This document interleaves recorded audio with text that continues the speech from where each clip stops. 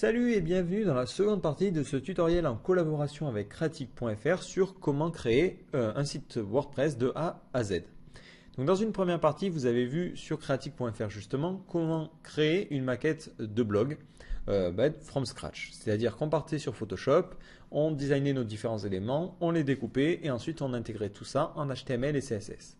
Donc maintenant, dans ce tutoriel-là, on va voir comment, à partir de ces sources HTML, faire un site WordPress qui fonctionne. Donc pour rappel, WordPress est un CMS, c'est un script que vous allez déposer sur votre serveur qui va permettre en fait de simplifier toute la partie développement et en fait d'avoir un site dynamique. Donc pour ce tutoriel-là, qu'est-ce qu'il va nous falloir? Tout d'abord, il va nous falloir un serveur qui utilise Apache. Donc si vous utilisez un serveur mutualisé, ça fera l'affaire. Si vous êtes en local, il vous faudra utiliser WAMP. Qui lui aussi intègre tout ce dont on aura besoin. Donc attention, assurez-vous que votre hébergeur supporte PHP 5 et une base de données MySQL de disponible et enfin que la réécriture d'URL fonctionne. Alors sur ce dernier point, ce n'est pas nécessaire, mais on va voir que ça permet d'avoir des URL qui sont mieux pour le référencement, donc c'est un aspect à ne pas négliger. Donc si vous pouvez avoir un hébergeur avec la réécriture d'URL, l'URL rewriting, ça peut être un plus. Donc la première chose à faire, c'est de télécharger WordPress. Donc vous cherchez WordPress sur Google ou vous allez sur wordpress-fr.net. L'avantage c'est que ici vous aurez les dernières sources en français. Si vous allez sur wordpress.org, vous aurez les sources en anglais, ce qui n'est pas forcément... Après c'est à vous de voir, mais ce n'est pas forcément pratique. Donc une fois que vous allez télécharger WordPress, vous allez avoir un zip et ce zip contient un dossier WordPress. Ce dossier WordPress, vous l'ouvrez et là-dedans vous avez tout votre script qui va permettre de faire fonctionner WordPress. Et moi ce script-là, je vais le mettre dans un dossier spécifique de mon serveur. Donc ici je suis en local, donc je vais le mettre ici. Alors au passage, ce dossier je peux déjà y accéder, Si je tape cette URL là, vous voyez que je vois les mêmes fichiers qui sont situés là. Donc là je vais déposer toutes mes sources comme ceci. Alors là j'ai déjà un dossier SRC. Le dossier SRC, c'est tout simplement ce que l'on a déjà fait dans la première partie avec Creatic.fr, c'est-à-dire vous avez à l'intérieur des pages HTML, du CSS et des images, rien de plus. Donc je vais garder en fait ce dossier-là, ça va me servir de référence. Comme ça, si jamais j'ai perdu le code HTML, je pourrais toujours revenir dans ce dossier-là. Donc voilà. En tout cas, ce dossier n'ira pas en ligne, évidemment. Ça me sert vraiment pour travailler, mais après, je n'ai aucun intérêt à ce que les gens accèdent à ce fichier-là. Donc là, je viens de déposer WordPress dans mon dossier, et si j'actualise mon URL, je tombe sur la page d'installation. Donc là, WordPress n'est pas configuré, donc il me propose de créer un fichier de configuration. Donc avant de commencer, je vais déjà vérifier que j'ai une base de données de libre. Donc là, j'ai préparé la chose. Donc sur mon phpMyAdmin, j'ai créé une base de données vide qui s'appelle tuto. Donc si vous êtes sur un mutualisé, en général, vous aurez déjà une base de données. Donc vous gardez cette info sous la main. Donc là, je vais créer le fichier de configuration. Vous allez voir, c'est relativement simple d'installer WordPress. Donc là, je suis en local, ça fonctionnerait de la même façon en ligne. Donc là, je clique sur créer le fichier de configuration. Donc ici, WordPress me dit les différents éléments dont je vais avoir besoin. Donc j'ai tout, je suis prêt. Allons-y. Donc d'abord le nom de la base de données. Moi c'est tuto. Donc vous adaptez. L'identifiant c'est root. Il n'y a pas de mot de passe. L'hôte de la base de données c'est localhost. Et le préfixe en fait c'est si jamais vous avez déjà des tables, ça permet d'éviter de mélanger. Donc WP pour WordPress. Mais après si vous voulez mettre par exemple un préfixe blog, c'est comme vous voulez. Donc moi je vais rester sur WP. Et vous cliquez sur valider. Donc là il va vérifier, tout fonctionne bien. Je suis prêt à lancer l'installation. Donc l'installation va créer des fichiers de configuration, mais aussi la structure dans la base de données. Si vous actualisez après la base de données, vous allez voir, il y aura plein de fichiers, plein de tables. Donc le titre du site, mon premier blog. Alors là, soyez plus inspiré que moi. L'identifiant, c'est ce qui va permettre de se connecter à l'admin. Alors là, par défaut, pour aller vite, je vais mettre admin et admin, mais pensez vraiment à le changer plus tard. Et l'adresse de messagerie, donc là, je vais mettre mon adresse email. Et j'autorise mon site à apparaître sur Google, c'est un peu le but d'avoir un blog. Donc je clique, je coche cette case si elle n'est pas déjà cochée. Et j'installe WordPress. Donc là, tout le truc va se faire, ça va me créer l'utilisateur, le blog, un premier article et tout ça. Voilà, donc là, ça fonctionne. Si vous cliquez sur se connecter, vous allez aller sur la page qui permet de se connecter à l'admin. Donc là, je retape les deux identifiants et je me connecte. Donc voilà, nous avons installé notre premier WordPress. Donc vous avez votre site qui est accessible toujours à la même URL et vous avez l'admin qui est accessible lorsqu'on va sur WP Admin. Donc ici, voilà, je vais récapituler tout. J'ai mon premier blog, vous voyez, donc avec le titre que j'ai choisi, mon premier article, ma sidebar, bon, tout fonctionne, hein, il n'y a pas de problème là. Alors par défaut, WordPress crée quelques contenus histoire de vous montrer à quoi ça va ressembler, à quoi ressemble votre blog.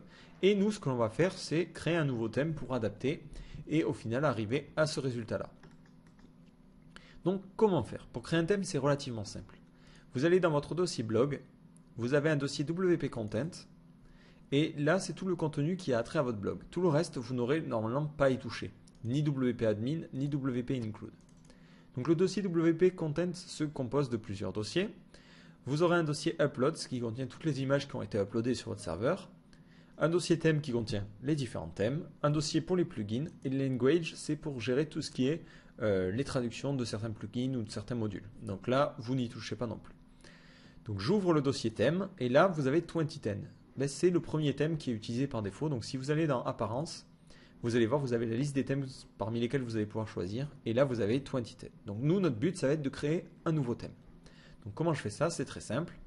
Je vais créer un nouveau dossier qui va être le nom de mon thème. Alors moi, je vais l'appeler, je n'ai pas réfléchi comment je vais l'appeler d'ailleurs. Alors, on va l'appeler Blogfolio, voilà, parce que ça fait sympa, Blogfolio. Ce dossier, qu'est-ce qu'il doit avoir? Il doit avoir pas mal de fichiers.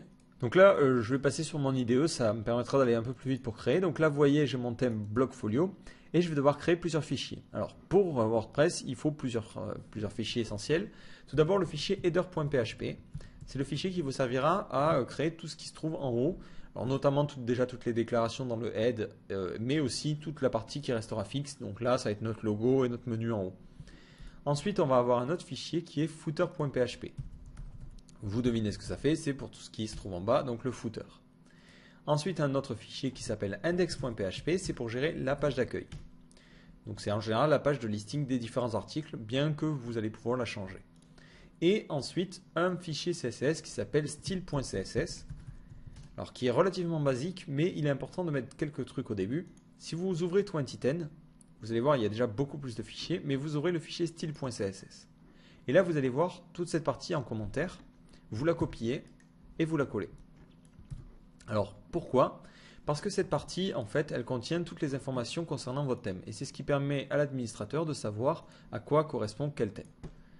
Donc ici, j'ouvre style.css et je mets mon commentaire à la place. Donc le nom du thème, on avait dit c'est Blogfolio. L'URL à laquelle on peut trouver le thème, donc là pour l'instant je vais mettre ça, mais bon, peu importe. Une petite description. Hop.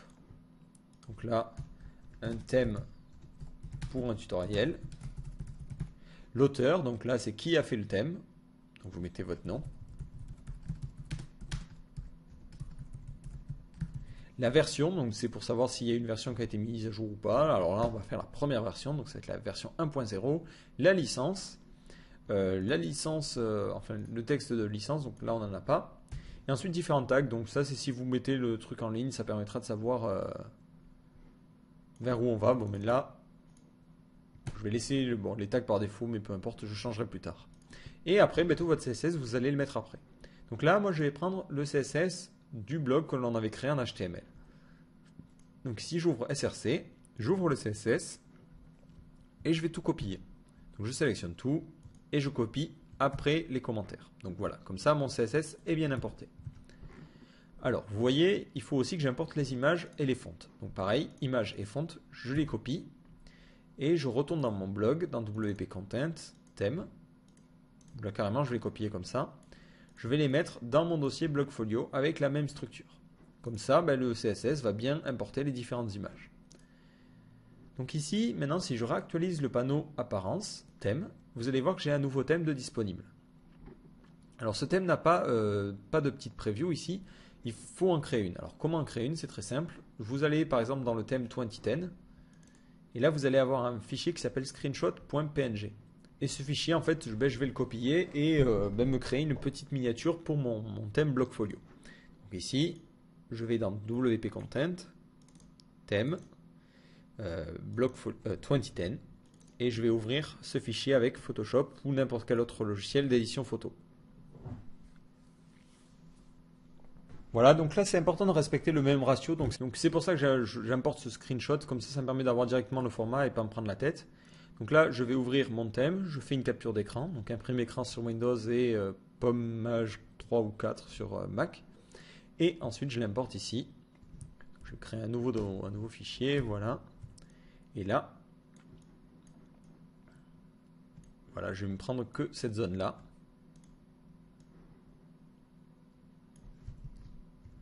Et ensuite, la mettre ici. Alors là, les couleurs sont en indexé, donc si vous êtes sur Photoshop comme moi, pour débloquer ça, vous faites Image, Mode, et vous mettez couleur RGB. Comme ça, quand vous allez copier-coller, ça fonctionnera bien. Et ensuite, hop, je réduis mon image.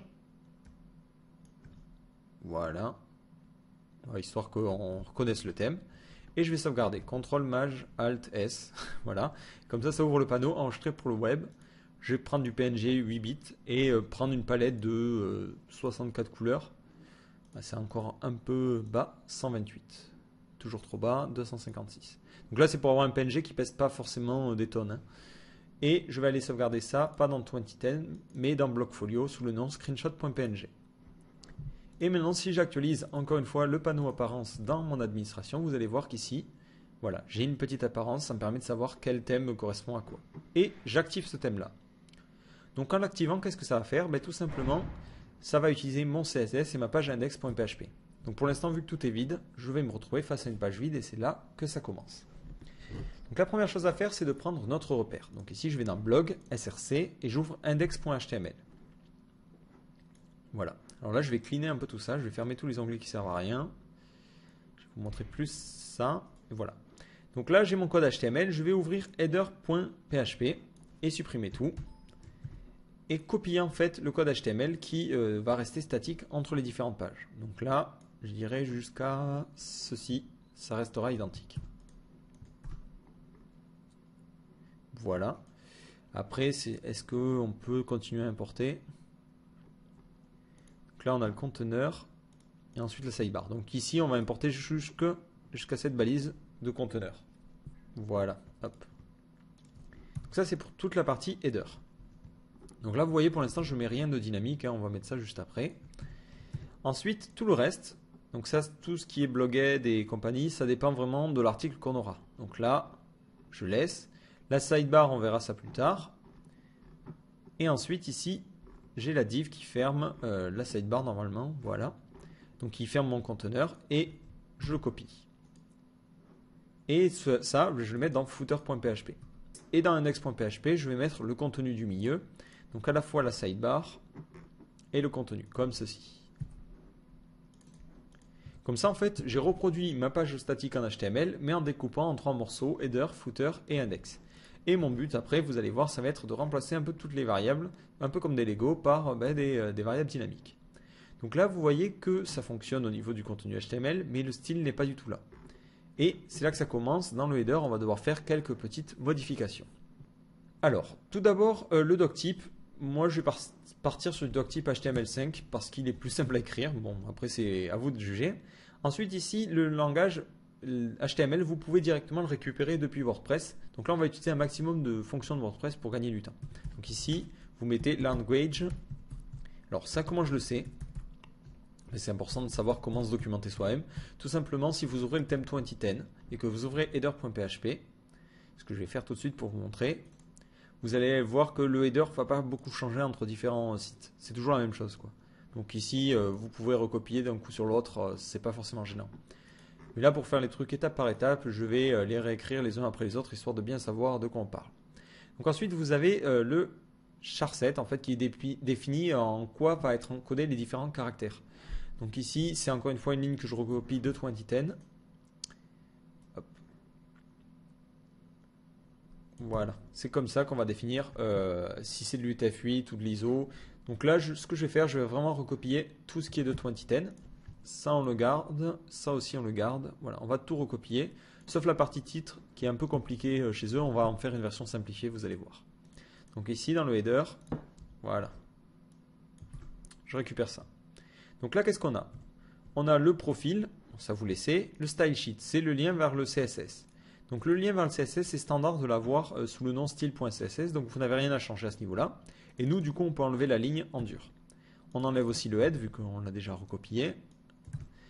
Ensuite, vous avez quoi? Vous avez le pingback, donc ça c'est pour les gens qui veulent faire des, entre guillemets, des retweets d'articles. WordPress gère ça, donc il détecte si quelqu'un a parlé de votre article et fait un commentaire. Bon, ça c'est bizarre, mais ça se laisse faire. Donc ensuite, vous avez cette ligne-là qui permet en fait de dire que si jamais on autorise les commentaires et les réponses de commentaires, alors on va inclure ce script-là.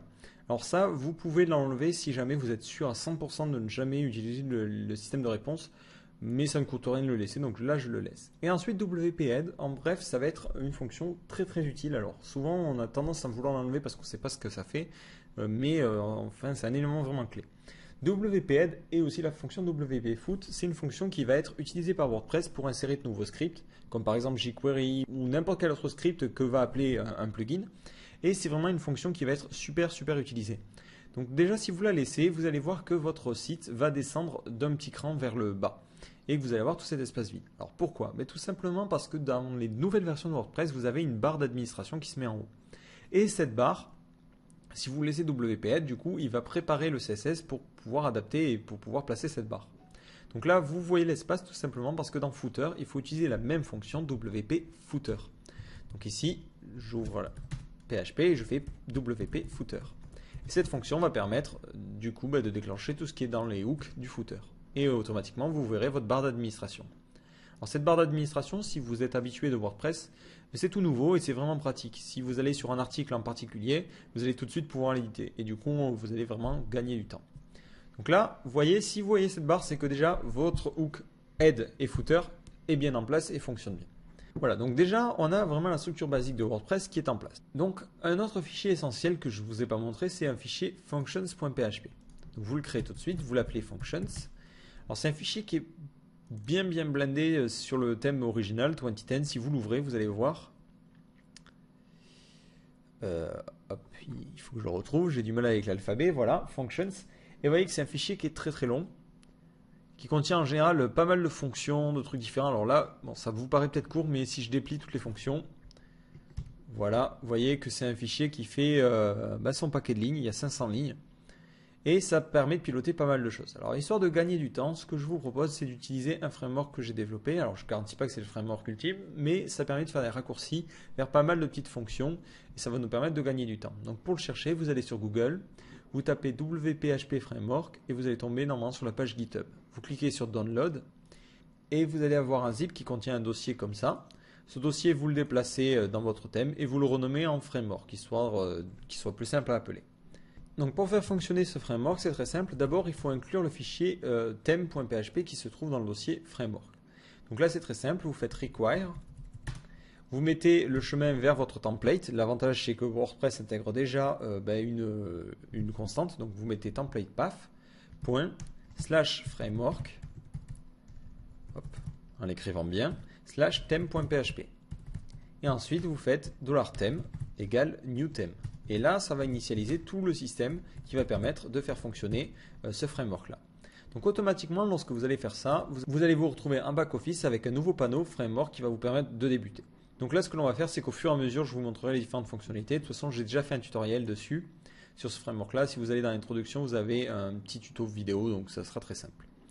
Donc là, on va faire étape par étape. Premier élément à changer, ce menu-là, pour le rendre dynamique, pour que l'admin puisse mettre ce qu'il veut dedans. Donc pour faire cela, on va utiliser la fonction la gestion des menus. Donc ici, on va utiliser ce qu'on appelle un menu dynamique. Alors les menus dynamiques, vous allez dans Apparence et là vous avez une petite option menu qui vous permet de créer des nouveaux menus. Donc pour créer un menu, c'est très simple. Vous mettez le nom que vous voulez. Donc là, on va l'appeler navigation.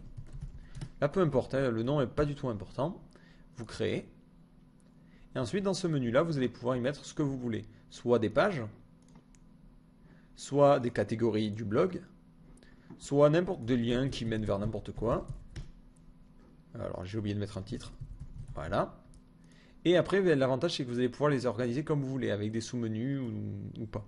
Alors là, vu comment a été conçu le thème, on n'a pas de sous-menu. Si votre thème HTML prévoit des sous-menus, avec la bonne structure ULLI, vous allez pouvoir gérer ça. Donc là, j'enregistre. Donc j'ai un menu avec 3 objets. Maintenant, comment lui dire de l'utiliser dans le thème? C'est très simple. Au niveau de l'admin, au niveau de functions.php, on va déclarer un menu. Donc ici, dans thème, les options, c'est un gros tableau, donc array. et on va déclarer des menus. Donc on utilise menu, et menu c'est une série de tableaux. Donc d'abord l'index du menu, et ensuite le nom au niveau de l'administration, le nom qu'on aura donc ici. Donc l'emplacement du menu, ça va être navigation. Alors là, je le nomme navigation 2 fois, mais ça n'a aucun rapport, hein. Vous pouvez l'appeler perlimpinpin, ça sera pas du tout gênant. Voilà. Donc là, je sauvegarde. Automatiquement, maintenant, si j'actualise cette page de menu là, donc là je vais réenregistrer. Vous voyez qu'ici, on me dit, voilà, j'ai un emplacement de menu. Quel menu je veux y greffer? Donc là, moi, je veux greffer ce menu-là. Donc je choisis navigation et j'enregistre. Donc ça, c'est pour la partie back-office. Maintenant, dans la partie front-office, je veux remplacer ici. Alors, comment je fais? Ben, c'est très simple. J'utilise la fonction wp_nav_menu. Donc ici, hop, je vais dans mon header.php. Je vais enlever tout ce UL. Et je vais utiliser la fonction wp_nav_menu. Mais cette fonction, j'ai besoin de savoir comment elle fonctionne. Alors comment faire? Tout simplement en allant sur Function Reference dans la doc de WordPress. Donc là, pour y aller, vous faites codex.wordpress.org/function_reference/ le nom de votre fonction. Donc là, wp nav menu. Et on va voir tous les arguments que prend cette fonction. Et un argument qui nous intéresse, c'est theme location. C'est l'idée du menu dans notre thème. Donc nous, on avait mis ici, dans la fonction, le thème, la menu, on avait dit qu'il s'appelait nav. Donc ici, je vais mettre theme location à nav. Donc array, theme location, et ici, ça va être nav. Du coup, automatiquement, ça remplacera par le menu. Donc si j'actualise ma page, vous voyez que donc j'ai mes différents menus. Alors là, sur le thème, ça ne marche pas bien, tout simplement parce que le UL, il avait précisé une largeur précise. Voilà. Donc nous, dans ce thème-là, ça va pas bien correspondre. Donc ce que je vais faire, je vais casser cette règle-là. Je vais aller dans mon CSS. Je vais aller trouver cette règle ici. Donc c'est ligne 48. Donc parfois, c'est possible que la personne qui a fait le thème n'ait pas forcément pensé à tout, donc vous allez devoir corriger quelques valeurs, hein. Donc soit vous précisez une valeur à la main, soit moi je m'en fiche que le menu soit collé à gauche, donc je vais le mettre à gauche, je vais enlever la largeur, et voilà, et là ça va bien fonctionner. Quitte à mettre peut-être une petite marge à gauche, margin left, donc j'adapte au fur et à mesure un peu le CSS. Donc là vous voyez que j'ai mon menu qui fonctionne impeccablement bien, automatiquement je peux le gérer depuis l'admin, donc si j'ai envie de changer l'ordre, je change l'ordre, et automatiquement au niveau du front office, ça va se changer. Donc ça c'est la première chose. Maintenant ce que l'on va vouloir faire c'est changer cette sidebar pour la rendre aussi dynamique.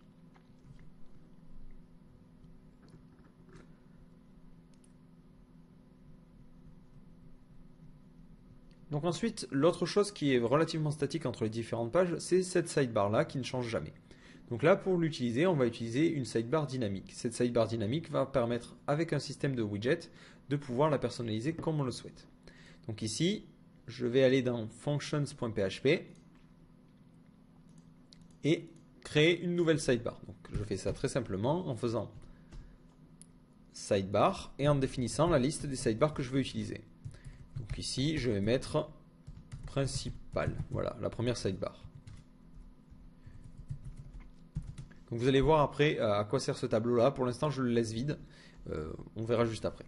Donc là, automatiquement, ça me permet de créer une sidebar dynamique. Si je vais en back-office et que je clique sur Widget, vous allez voir que voilà, vous avez cette sidebar qui a ce nom-là, principal. Cette sidebar, vous allez pouvoir glisser des widgets, comme par exemple la liste des catégories. Là, je mettrai catégorie. Voilà.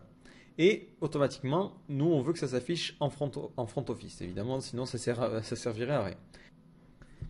Donc là, comment je vais faire? Tout simplement ici, au moment où je veux la sidebar, donc là c'est par exemple dans mon fichier index.php, tout ici, je vais enlever toute la div des sidebar et mettre point d'interrogation PHP get_sidebar.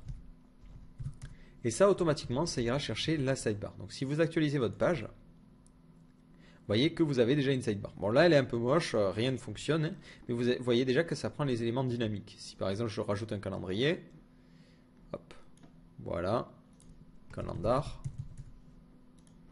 automatiquement ça va s'ajouter. Alors pour piloter ce fichier là, c'est très simple, on va créer un fichier qui s'appelle sidebar.php. Donc new php file, sidebar.php. Voilà. Et ce fichier, on va mettre ce que l'on veut dans notre sidebar. Donc vous pouvez faire deux choses, soit mettre les choses à la main, les différents modules, soit utiliser la sidebar dynamique. Donc nous, ce que l'on veut faire, encore une fois, c'est avoir une sidebar qui soit gérée par des widgets, comme ça l'administrateur va pouvoir modifier tout ce qu'il veut mettre dedans. Donc du coup, je vais rester sur ce système-là.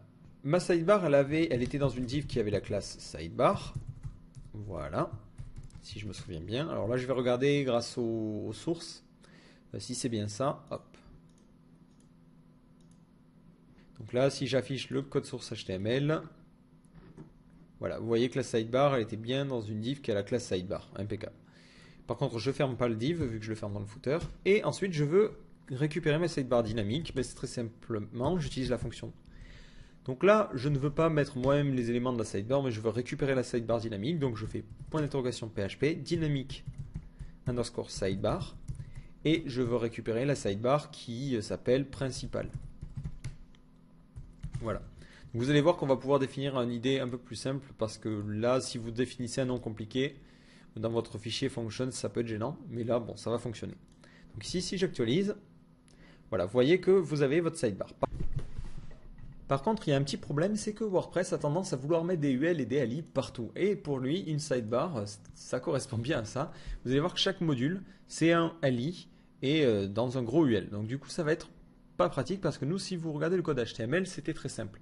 Vous aviez un H3 qui représentait en fait le titre du module et ensuite une div, bon, peu importe. Donc nous, le principe, c'est d'avoir toujours cette structure-là.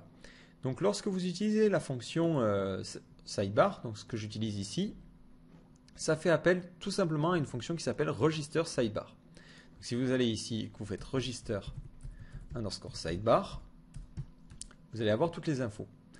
Et on a toutes les infos qui correspondent. Donc ici, je vais prendre ces infos-là et les greffer à cet endroit-là. Alors ici, c'est ici, dans ce tableau-là. Donc d'abord, le nom de la sidebar, c'est le nom pour l'administrateur. Donc ici, on va mettre sidebar principal. Hop. Sidebar principal. Ici, on a l'idée. C'est ce qui permet de récupérer après au niveau du code. Donc là, moi, je vais l'appeler main. Ce qui fait que dans mon code, dans sidebar, il faut que je l'appelle main ici. Voilà. Ensuite, la description. La sidebar principale. Bon, limite, je ne vais même pas mettre de description. Et ensuite, voilà, ça, c'est ce qui nous intéresse. Before widget, after widget. Entre chaque widget, il va pouvoir mettre des éléments. Donc nous, si je regarde mon thème par défaut, alors, je vais essayer de voir à quoi ça correspond. Donc là, si je regarde, bon, il n'y a pas vraiment de structure facile à repérer. On va pouvoir entourer ça à la limite de div. Et les titres, on va les mettre en H3. Bon, c'est tout ce que je peux retenir de ce thème-là. Donc ici, on va mettre H3. H3. Et au lieu de mettre un ali, on va mettre ici une div. Et on laisse ces arguments-là, parce que ces arguments-là vont permettre de donner à chaque widget une classe et un ID particulier suivant ce que c'est. Donc après, ça va nous permettre de styliser les widgets différemment, suivant que ce soit un widget catégorie ou pas. Donc maintenant, si vous actualisez, donc du coup, si vous actualisez, vous allez voir que votre sidebar va disparaître tout simplement parce que vu que j'ai changé l'idée, WordPress ne sait plus à quoi ça correspond. Donc là, je vais recréer et en essayant de garder les mêmes widgets que dans la maquette originale. Donc un module qui suis-je? Donc ici, je vais mettre un module texte tout simplement, qui me permet de mettre du code HTML. Donc le titre, ça va être qui suis-je? Et le contenu, ça va être celui qu'on avait ici. Ou là, ce que vous voulez. Bon, là, moi, je ne suis pas inspiré, donc je vais mettre le même code. Et j'enregistre. Ensuite, on a un module pour les catégories. Donc là, je prends ce module-là. Et je vais l'appeler catégorie. Pas de menu déroulante. Afficher le nombre d'articles, oui. Afficher la hiérarchie, non. Parce que, là, on suppose qu'elles sont toutes au même niveau. Ensuite, les derniers commentaires. Donc ici, ça va être commentaire récent. Hop. Le titre, ça va être commentaire. Et ensuite, la timeline Twitter, on verra plus tard, on va utiliser un module. Et pour les commentaires, on en veut 3. Voilà, j'enregistre tout ça. Et je mets ça dans le bon ordre. Donc là, je suis content. Si j'actualise, alors le site dynamique évidemment, vous allez voir qu'on a bien nos différentes informations. Alors là, par contre, il y a quelques trucs qu'on sautait. Donc ici, on va inspecter module par module pour voir comment ils étaient stylisés. Donc là, c'était grâce à Sidebar About que c'était stylisé. Mais nous, dans notre nouvelle version, c'est stylisé grâce à une classe particulière, c'est Text Widget. Donc le Text Widget, on va le styliser différemment. Donc là, je vais dans le CSS, je vais chercher le About, voilà, et tout ce qui était, je le renomme par Text Widget. Comme ça, le Text Widget sera customisé différemment. Impeccable. Donc le qui suis-je, vous voyez, ne correspond pas parce que c'était un H3 particulier. C'était stylisé grâce au H3. Non, c'était carrément un H2. Donc ici, au lieu de styliser le H2, on va styliser par rapport à notre syntaxe qu'on a ici. Donc c'est le module qui a l'idée texte numéro 3. Donc point sidebar, l'idée texte numéro 3, le H3. Voilà, comme ça stylisera ce H3 différemment des autres. Voilà, vous avez un gros qui suis-je comme ceci. Ensuite, qu'est-ce qu'on avait de particulier? On avait un petit espace en dessous. Donc là, je vois qu'en fait, le titre se décolle pas trop par rapport au thème original parce que lui, il met une div autour et cette div a une margine en haut. Et en fait, alors là, c'est une spécificité du CSS, c'est que les marges, entre guillemets, peuvent rentrer en collision. Donc ici, au lieu du margin qui a été utilisé pour text widget, ici, on va remplacer ça par un petit padding top plutôt. Comme ça, normalement, ça ne devrait pas trop gêner. Padding top, voilà. J'actualise. Voilà, et là, on voit bien que ça s'est espacé. Ça correspond plus au truc original. Donc ensuite, sur les titres, vous voyez que vous aviez un tiret. Donc ce tiret, ce que l'on va faire, on va plutôt le mettre... donc ce tiret, on ne va pas le laisser. On pourrait mettre un 2.8 fort en CSS et le rajouter, mais là, on va le laisser comme ça. Ou sinon, l'autre technique, c'est évidemment dans chaque widget de penser à mettre un petit tiret avant le titre. Donc là, à vous de voir. Moi, je pense que ça apporte pas grand-chose de me mettre un tiret, donc on va laisser comme ça. Et ensuite, on a ici la liste des différentes catégories, des UL et des LI. Et là, on veut que ça corresponde un peu plus à ça, forcément. Donc du coup, je regarde à quoi ça ressemble. Ici, comment il stylise ça? Il a une div qui a la classe catégorie, il a un UL et il stylise chaque LI différemment. Les LI, il les détecte grâce à cette classe-là. Donc moi, cette classe-là n'existe pas, évidemment. Mais c'est directement le widget qui s'appelle widget catégorie. Donc je vais remplacer les points catégorie par des points widget catégorie. Et espérer que ça fonctionne plutôt bien. Hop, voilà. Je remplace un peu tout ça. Et j'actualise pour voir si ça fonctionne. Donc là, vous voyez, le nom classé fonctionne bien. Par contre, le numéro ici fonctionne mal. Parce que lui, il l'avait prévu qu'il y ait des spans autour. Moi, ce n'est pas le cas. Vous voyez qu'ici, sur les LI, ça fonctionne un peu bizarrement, c'est vrai, sur WordPress, c'est qu'il met le lien et ensuite juste après il met pas de span, il met directement le contenu. Donc là, soit vous modifiez ça en JS, soit, alors moi ce que je vais faire, je vais prendre pour le coup la solution de facilité. Dans les catégories, c'est ne pas afficher le nombre d'articles. Voilà. Donc là, vraiment le but c'est d'essayer de pas forcément redévelopper la roue. Si vous vouliez avoir le truc avec les bonnes spans et le bon style avec le new right, le left right à chaque fois, il faudrait créer un widget personnalisé pour afficher les différentes catégories. Le problème c'est que là ça prendrait beaucoup de temps. Du coup on va rester sur des choses simples pour vraiment essayer d'adapter pour que ça ressemble mais que ça soit pas exactement pareil. Donc là on a notre catégorie qui fonctionne et ensuite les commentaires. Donc les commentaires c'est pareil. Là il a une classe particulière. Il les détecte avec le sidebar lastCom. Hop. Ouais. Donc il stylise grâce à cette classe-là. Donc nous, cette classe-là, encore une fois, n'existe pas, mais elle a un nom différent. Donc ici, hop, c'est recent comments. Voilà. Donc ici, je vais aller rechercher cette classe-là et mettre à la place la classe que m'a créée WordPress. Donc le but, c'est vraiment de ne pas se compliquer la vie, d'adapter plutôt le CSS plutôt qu'essayer d'adapter WordPress en fait. Voilà. Donc en fait là, vous voyez, j'ai déjà la bonne structure. On a ce bloc-là, par contre, il n'y a pas le bon fond. Donc là, vous voyez au passage que lui, ce qu'il avait fait, c'est qu'il avait mis une div autour. En fait, c'était une div et un P. Hop, si j'inspecte. Mais nous, ça ne correspond pas forcément dans notre cas-là. Parce que nous, on a directement un LI et pas de contenu à l'intérieur. Donc je vais prendre la classe lastCom. Je vais la chercher. LastCom. Voilà. Je vais carrément la couper. Ou la garder. Je vais copier vraiment que le contenu. et essayer d'adapter avec notre élément ici qui est comments. Hop. Alors, adapter, en fait je vais copier-coller comme un gros bourrin. Je vais voir si ça correspond. C'est vrai que lui il a des widths et des heights qui vont s'entrechoquer. Voilà, on va essayer ça. Donc là ça correspond bien, on a juste les paddings qui sont incorrects. Donc ici on va mettre un petit padding, allez hop, padding, 2 points. Je vais le laisser voir ce qu'il a mis. Donc là du coup pas de problème, le padding est incorrect, alors je vais le remettre à la main. Padding, 2 points, 5px, 10px. Donc si je mets un padding sur les côtés, ça veut dire que là je dois soustraire. Et je dois soustraire aussi à la hauteur. C'est 30, voilà. Donc là, ça doit bien correspondre. J'avais peut-être inversé les deux, ouais, effectivement. Ici, c'est plutôt soustraire de 20, donc ça fait 254, et là, c'était soustraire de 10. Et ce coup-ci, si je ne me suis pas trompé, ça doit bien correspondre. Voilà, donc là, on a le dernier commentaire. Si on laisse un autre commentaire, on verra que ça s'affichera bien. Donc là, vous voyez, on a la sidebar déjà qui commence à avoir un peu de la tronche, entre guillemets, qui correspond bien. Donc ensuite, on va afficher les derniers tweets. Alors là, tout simplement, il n'y a pas de secret. Soit vous faites un module à la main, ce qui prendrait des jours. Non, je déconne, ça prendra quelques heures, mais ça peut être pénible. Soit on cherche une nouvelle extension. Donc là, je vais sur extension, j'ajoute une extension, et je vais chercher un plugin sympa. Alors moi, un que j'ai l'habitude d'utiliser, c'est Simple Twitter Widget. Alors si je ne me trompe pas, voilà, c'est comme ça qu'il s'appelle. Voilà, et vous cliquez sur installer, et tout va se faire tout seul. Juste à la fin, vous cliquez sur activer pour l'activer. Et donc dans mon panneau d'extension, ici, dans mes widgets, si je réactualise, vous allez voir que vous avez maintenant Twitter.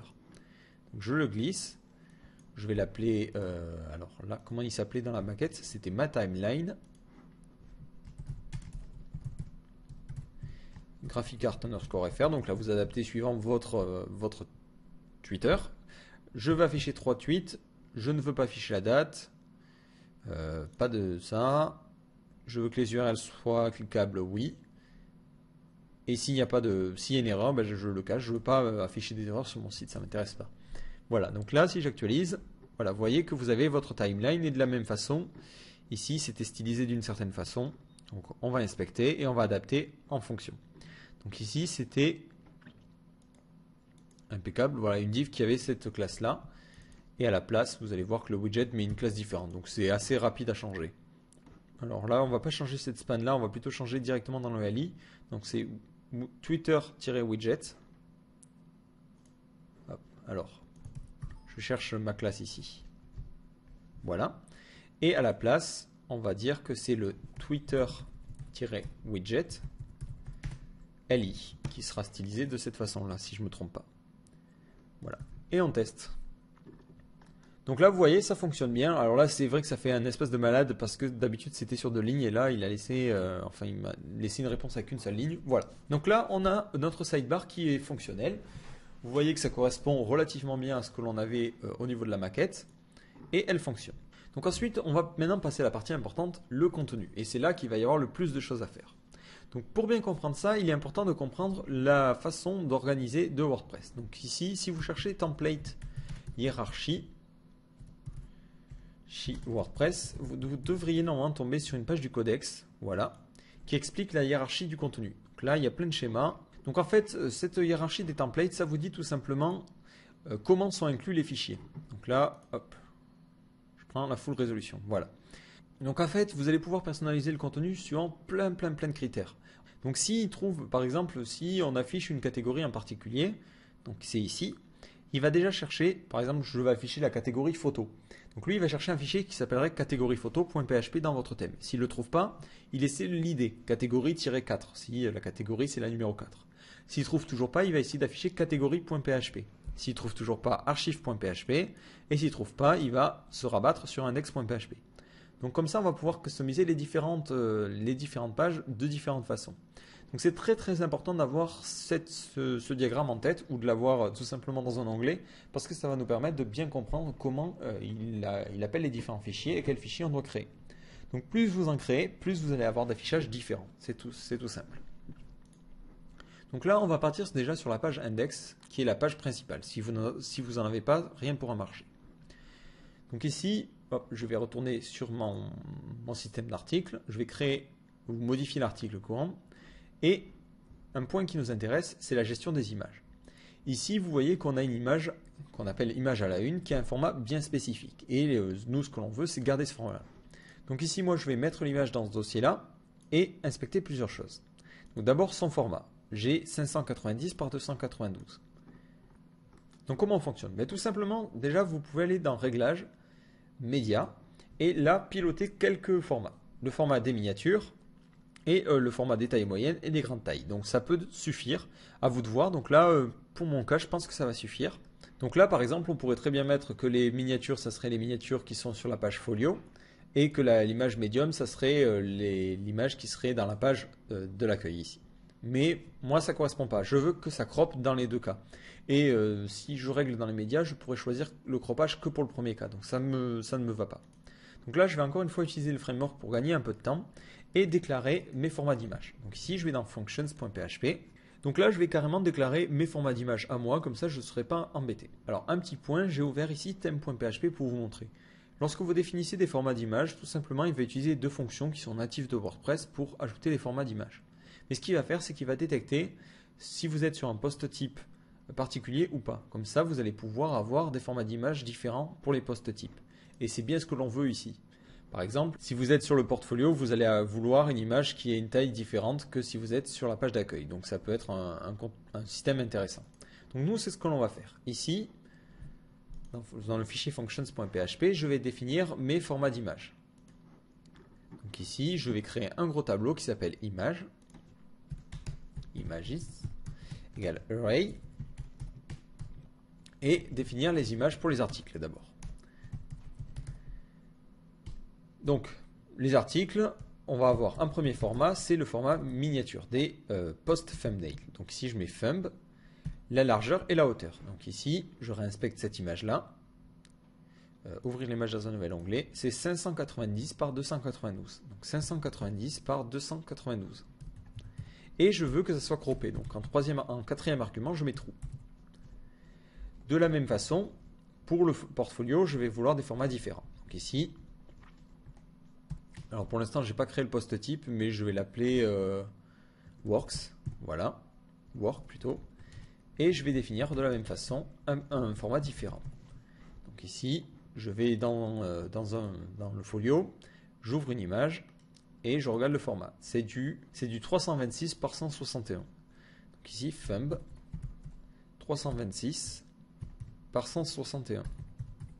Et pareil, je veux que ça soit croppé pour que ça ait toujours le même format. Donc là, je vérifie. Alors, il me dit qu'il y a une erreur. Vous voyez que c'est souligné. J'ai dû faire une erreur de syntaxe. Donc voilà, là je suis plutôt content de moi, je vais pouvoir commencer à tester ça sur déjà les posts. Alors ici, je vais éditer mon article, c'est ce que j'étais en train de faire.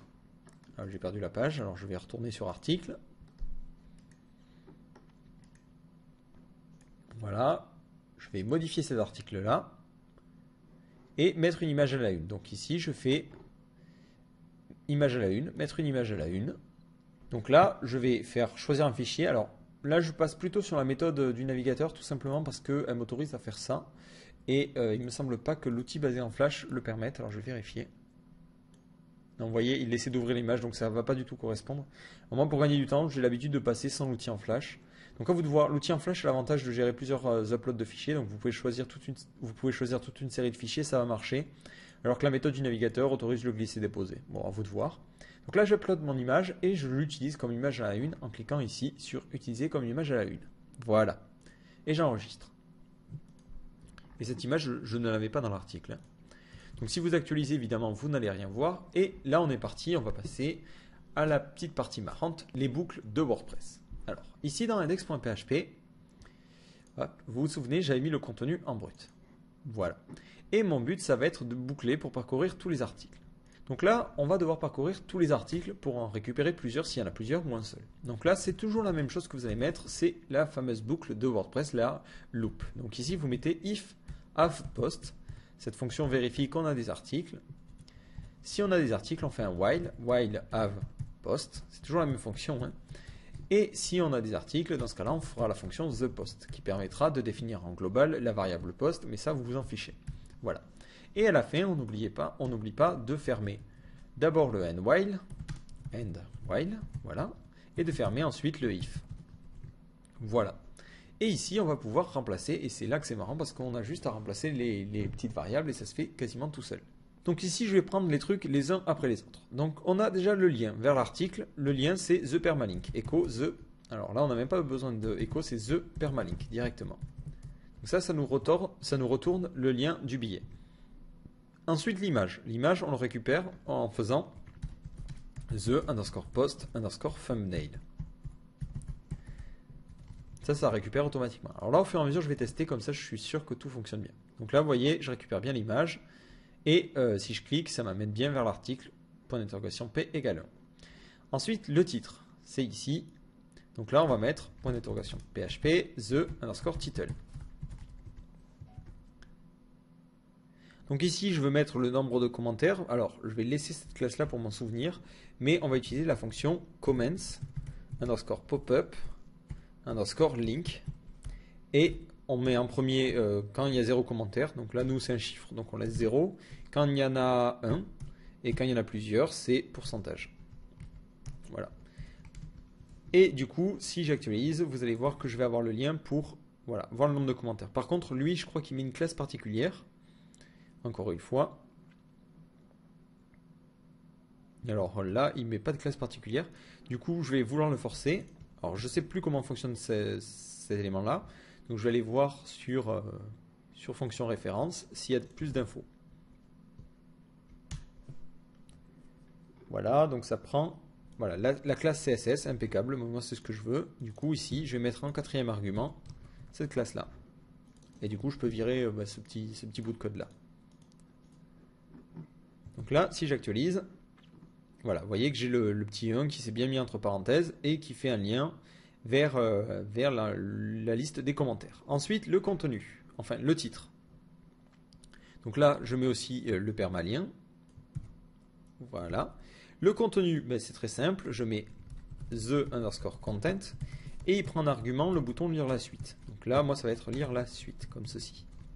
Alors là, vous voyez qu'on a déjà un bouton là. Vous allez voir, c'est pas problématique. On va le changer tout de suite. Donc lui, le bouton lire la suite. Alors là, il n'y en a pas. Alors, si vous mettez un long texte, ce que vous pouvez faire en back-office, c'est ici le séparer avec ce petit bouton-là. Donc ce petit bouton-là veut dire que sur la page d'accueil, on n'aura que ce contenu avec un bouton lire la suite.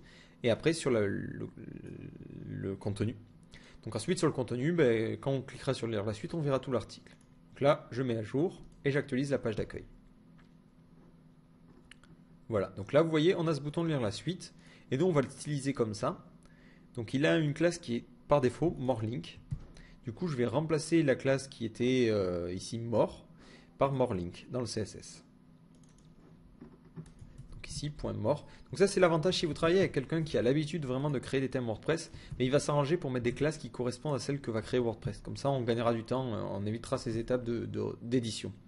Mais bon, vu que ce n'est pas forcément souvent le cas, c'est important de le préciser. Donc là, vous voyez, j'ai mon petit bouton de lire la suite. Donc là, bon, c'est peut-être un peu serré, je vais peut-être mettre un margin top.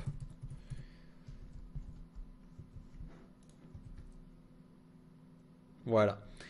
Donc là, on va changer, poster le, et là on va vouloir mettre la date dynamique. Alors la date dynamique, on la récupère en faisant get underscore the underscore time et en mettant toute une série d'arguments qui reprend les arguments de la fonction date en PHP. Donc là, hop, je vais juste faire ça comme ceci. Et ici, mettre le format. Alors nous, c'était, j'ai pas regardé, j'étais bête. Alors ici, c'était mercredi 2 février. Donc je vais sur la fonction date PHP. Voilà. Et ici, si je regarde, donc je veux le jour de la semaine. Donc c'est L minuscule. Donc L. Je veux le jour. Donc le jour du mois, c'est D. Et l'année, Y. Non, c'est plutôt le mois. Donc le mois, c'est janvier, décembre. Voilà, F. Donc là, maintenant, du coup, si j'actualise, alors n'oubliez pas de mettre un écho. Quand vous voyez des get, même pas de écho, vous mettez juste la fonction TheTime. Voilà. Donc là, si j'actualise, normalement, ça me sortira la date à laquelle a été publié l'article. Voilà, j'ai oublié le T à TheTime. Vous voyez, posté le jeudi 7 avril, c'est la date d'aujourd'hui, ça correspond bien. Et ensuite, la liste des catégories à laquelle appartient l'article, c'est très simple. Ici, vous mettez the underscore catégorie underscore list. Et le séparateur entre chaque catégorie, ça va être une virgule. Voilà. J'ai encore fait un oubli. Alors, peut-être cette fonction n'existe pas effectivement, donc c'est echo get the. Alors vous testez, si jamais ça marche pas, c'est que forcément c'est que c'est une fonction qui utilise un get. Voilà, donc là je reteste. Voilà, donc là vous voyez que c'est dans non classé, ça correspond bien.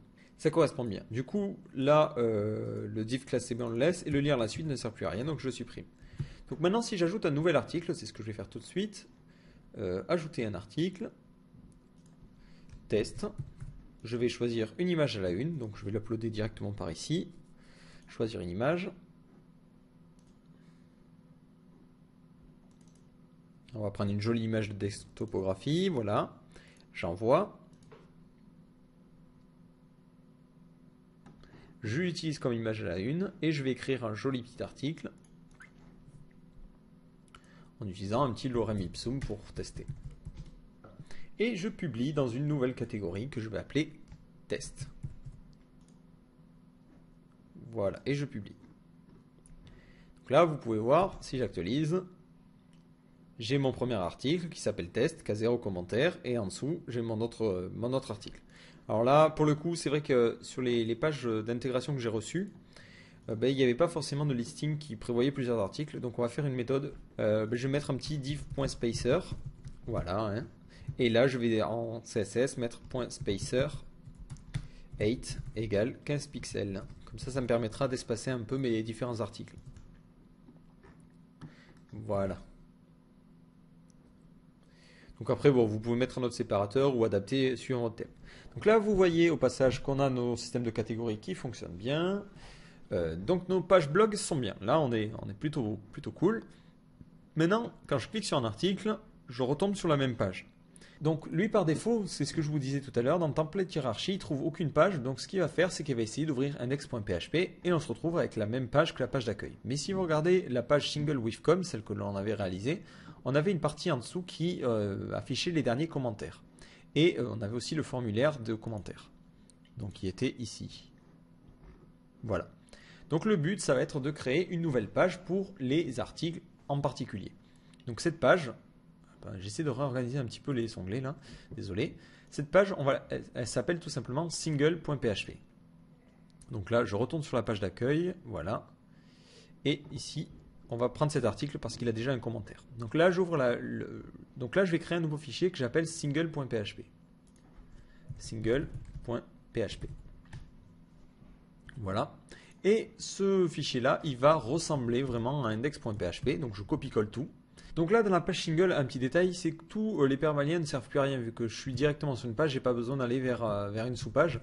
Donc là, je vais plutôt mettre une span. Hop, span class preview. Pour garder en fait la classe preview quand même autour de l'image. Pareil, là le H1, j'ai plus besoin du lien. Donc je vais enlever ce lien-là. Parce que ça sert à rien de cliquer sur un article pour revenir à l'article. Hein. Comments pop-up link, je le garde parce que ça permettra de scroller vers le bas de la page vers les liens. Voilà. Et du coup, maintenant si j'actualise la page single, voilà, vous voyez que ça fonctionne un peu bizarrement parce que le titre, je pense qu'il avait prévu de mettre la couleur sur le lien. Donc je vais tester ça, block title. Hop. Voilà, c'est ici. Ce que l'on va faire, c'est qu'on va mettre tout ça sur le H1 aussi. Voilà. Je vais voir si ça fonctionne bien ou pas. Alors ici, ça va bien fonctionner normalement. Voilà. Et si je retourne sur le listing, bon, ça fonctionne bien. Donc là, voilà, je suis sur la page single et maintenant, je veux faire comme ici, afficher la liste des commentaires. Donc c'est très simple. Vous allez ici dans le fichier single.php et ce que l'on va faire, c'est faire appel à une autre fonction qui s'appelle comments template pour afficher la liste des commentaires. Donc ici, alors je vais essayer de me retrouver aussi par rapport à la maquette originale pour voir où il est inséré dans le code HTML pour essayer de correspondre. Donc juste après la date, il est inséré. Donc juste après la date, ici, il a inséré la liste des commentaires. Donc le spacer, moi, il va plus servir à rien. Et ici, je vais mettre point d'interrogation comments template. Alors ce fichier, il fait quoi? Il fait juste appel à un autre fichier qui s'appelle comments.php, donc que l'on va créer tout de suite, qui va contenir la liste des commentaires. Et ce fichier, il était assez complexe avant et maintenant il est super simple. En deux fonctions, vous allez pouvoir lister les commentaires. La première, c'est wp list comments, qui liste les différents commentaires. Et la seconde fonction, c'est comments, ouais c'est ça, comment form, qui liste, qui crée le commentaire, le formulaire plutôt pour créer un commentaire. Donc si j'actualise ma page, vous allez voir, alors ça ne va pas correspondre forcément très très bien, voilà, mais j'ai mes commentaires, donc là c'est le commentaire de test, et ensuite le commentaire que l'on va pouvoir laisser une fois connecté. Donc vous voyez, ça ne correspond pas du tout à la maquette, on va devoir adapter un petit peu. Donc la première chose à faire, c'est modifier la fonction d'affichage des commentaires. Donc pour cela, vous allez sur toujours WordPress référence, et on va chercher la fonction qui s'appelle wp list comments. Là j'ai trop double-cliqué, voilà. Donc cette fonction, elle peut prendre un callback si vous descendez qui correspond à la fonction, à l'affichage du code HTML pour les commentaires. Donc nous, on va recopier tout ça, hop, ici. On va le mettre juste avant. Voilà. Et bon, ça c'est mon IDE replier automatiquement les fonctions, bon, c'est vraiment particulier. Et là, c'est myThem underscore comment. Donc là, au lieu de myThem, on va mettre blockfolio. Et en bref, ça va être la fonction qui va permettre de générer le code HTML du commentaire. Donc ici, dans la fonction, je vais faire callback. Alors, callback égale. Alors, comme ça me permettra de vous montrer un second exemple d'argument. Ça. Donc, ou vous pouvez mettre des tableaux, ou vous pouvez mettre des chaînes comme ça qui vous détermineront les arguments. Donc là, si je réactualise, alors globalement, ça ne changera quasiment rien. Parce que la fonction qui vous est donnée, c'est la même fonction que celle qui sert à afficher le contenu. Donc là, moi ce que je vais faire, je vais regarder mon code source, ici. C'était celui-là, là. Voilà. Afficher le code source. Hop, c'était... Alors, il est où le commentaire? Voilà. Et prendre tout ça. Et je vais le coller ici. Voilà. Et comme ça, ben, j'ai plus qu'à reproduire. Donc... on a un H4 qui reprend vos commentaires. Donc ce H4, on peut le laisser de toute façon en haut. Donc, tout ça, on peut le laisser en haut. Et ensuite, on a la liste des commentaires et ça, c'est ce qui nous intéresse. Donc ici, vos commentaires. Donc ici, moi, ce que je vous conseille au maximum, c'est d'éviter de trop modifier ce code-là au niveau, en enlevant des grosses balises, afin de supprimer vraiment à grande volée les balises, parce que ça pose un problème majeur, c'est que le système de réponse va plus fonctionner. Donc là, il faut bien faire attention à ne pas se tromper. Donc ici, d'abord, comment ça fonctionne? Alors, donc ici, moi, je vais partir au niveau de l'auteur. Donc déjà, l'avatar, on s'en fiche. Ensuite, ici, on a le lien vers l'auteur. C'est ce qui nous intéresse là. Donc tout le reste, on s'en fiche. Voilà. Donc là, on va mettre div class author, comme on l'avait dans notre premier exemple. Donc ici, div.author. Machin. Donc ça va être le nom de la personne. Et ensuite, id, 2 points. Donc là, je reproduis ça. Ensuite, la date. Donc ici, div.date. Et là, ça va être pareil. Alors, je ne sais pas s'il le montre dans l'exemple. Voilà, ici, c'est getCommentDate que je vais mettre ici pour avoir la date. Et si je veux l'heure, c'est getCommentTime. Donc, hop, ici. Donc là, ça va être A et puis ensuite l'heure. A et ensuite l'heure. Voilà. Ensuite, on a un petit BR. BR, voilà. Et ensuite, le commentaire. Div class commentaire. Voilà, qui est ici. Div class commentaire et on le ferme. Div. Voilà. Et ensuite, le reply link. Alors là, c'est important, c'est si vous voulez ou pas des réponses. Donc là, je vais le laisser, hein, parce qu'on ne sait jamais. Donc voilà, là, globalement, j'ai vraiment changé l'essentiel sans toucher au reste. Donc on va voir si ça fonctionne bien. Ici, j'actualise. Donc vous voyez qu'il utilise des LI. Donc ça marche bien pour le premier commentaire. Par contre, il manque un petit espace entre les deux. Donc là, ce que l'on va faire, c'est après le commentaire, ici, mettre un petit espace avec un div.spacer que j'avais créé tout à l'heure. Voilà. Donc là, du coup, je peux supprimer ça. Je peux supprimer aussi la div que j'ai mis comme ceci. Voilà. Donc là, si j'actualise, je devrais déjà avoir un bon résultat. Alors, par contre, la date fonctionne assez bizarrement. C'est parce qu'on l'a laissé. J'ai laissé l'autre fonction qui affichait l'autre date. Voilà. Donc, du coup, je vais garder quand même ça en tête. Voilà. Tout le reste, je vais le supprimer.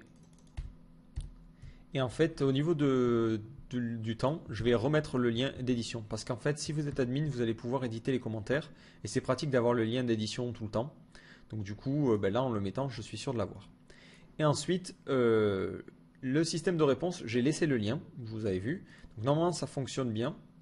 Voilà, vous voyez que je peux répondre ou annuler la réponse. Si vous voulez l'enlever, je vous conseille d'éviter de le faire dans le code, mais de le faire vraiment au niveau du back-office. Comme ça, vous serez sûr que ça sera bien sécurisé, que ça fonctionnera bien. Donc c'est dans discussion. Vous mettez activer les commentaires imbriqués, vous décochez.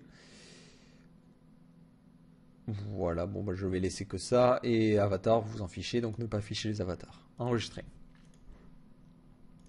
Donc là, si vous actualisez, voilà, vous voyez qu'automatiquement, le commentaire n'a plus de réponse.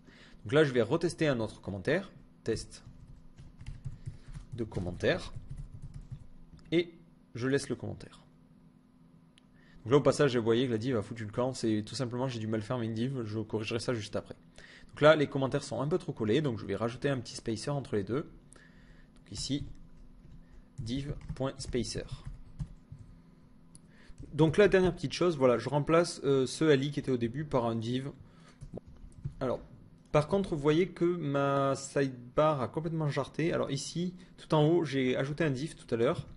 Et j'ai pas fait attention, j'ai oublié de le fermer à la fin. Voilà. Donc ici, il ne faut pas oublier de mettre un div comme ça. Voilà, de fermer à la fin. Donc là, ça fonctionne bien. Alors juste un petit passage, cette partie-là, vos commentaires et l'affichage de la fonction ne sert à rien si on n'a pas de commentaires. Si je vais ensuite sur le premier article, ici dans... Alors, hop, je retourne à l'accueil. Ah, le lien ici ne marche pas au passage. Donc ici, je vais retourner sur Header. Voilà, et ici, je vais mettre le lien vers la page d'accueil. Donc c'est blog info URL. Blog info URL. J'actualise. Voilà, comme ça, je peux retourner à l'accueil ce coup-ci. Si je clique ici, vous allez voir, il y a vos commentaires. Et ça ne sert à rien vu que j'ai pas de commentaires. Du coup, je vais changer cette fonction-là et la mettre dans une grosse condition. If have underscore comments. Ça s'écrit comme ça se dit, hein, quasiment. Voilà. Et à la fin, juste après ça, je mettrai un if. Comme ça, pas la peine de faire tout ce truc-là si j'ai pas de commentaires là. Hop. J'essaie d'inventer à peu près correctement, mais c'est vrai que c'est pas forcément évident. Voilà. Donc là, si j'actualise, vous voyez que je n'ai pas les commentaires. Directement, je peux laisser un commentaire. Donc je retourne sur ma page d'article où j'ai déjà 2 commentaires ici. Et ensuite, on a le petit formulaire. Alors le formulaire, voilà, je vais mettre juste à côté le code HTML qu'on doit avoir. Donc là, on a 3 champs. Donc je vais ouvrir la page alors c'était sur la page single, voilà. Et comparer. Donc ici, sur la page single, on a nos différents champs. Laisser un commentaire qui est dans un H4. Donc ça, c'est pas trop problématique. Donc là, on va vouloir modifier pas mal de choses. Donc encore une fois, on va utiliser la documentation pour bien s'y retrouver. Donc je vais fermer un peu tous ces onglets. Voilà. Je vais laisser single header. Voilà. Donc là, la fonction que l'on veut modifier, c'est command form. Ici, je vais sur la doc. Je cherche command form. Voilà, et j'ai tout plein d'arguments qui vont me permettre de le personnaliser. Donc tout d'abord, la liste des champs. Donc ici, je vais créer d'abord une variable. Alors, hop, je vais passer sur plusieurs lignes, voilà. Je vais d'abord créer un gros tableau qui va contenir l'ensemble des différents champs de WordPress. Alors ces champs, je les ai dans la documentation. Je vais les récupérer comme ceci. Voilà, hop. Ah ben là, carrément, je vais copier comme ça, voilà. Je vais enlever le PHP à la fin. Là, vous voyez qu'il utilise un moment commenter. Commenter, ça me permet de récupérer les infos de la personne qui est en train de commenter. Vous pouvez le faire en faisant commenter égale wp underscore get underscore courante. De toute façon, c'était écrit dans la doc. Hein. C'est vrai que j'ai passé un peu vite, mais voilà. Donc là, je récupère le commenter et c'est les champs par défaut de WordPress. Sauf que moi, vous voyez ici, je veux des inputs qui ont une classe bien particulière. Je vais les copier ici.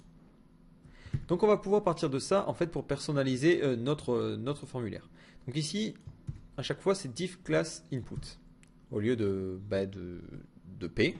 Donc là, je vais le changer au 3. Donc ici, ça va être input mid et mid. Et là, ça va être input last.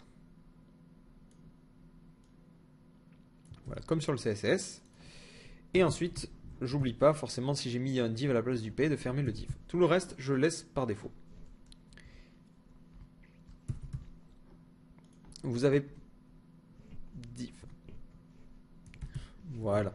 Donc là, déjà, si j'actualise, alors hop, du coup, je vais enlever tout ce bordel là.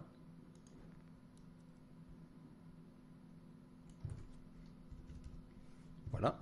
Et dans les command forms, je vais envoyer les différents champs. Donc ici, array fields, c'est la variable $fields. Donc là, je suis obligé d'utiliser un tableau. Je ne peux pas utiliser le même système que là, hein, vu que je dois faire passer carrément des variables. Donc c'est plus pratique comme ça. Donc là, j'actualise mon formulaire qui se trouve ici. Là, je suis connecté en admin, donc je ne le vois pas. Donc je vais me déconnecter. Voilà.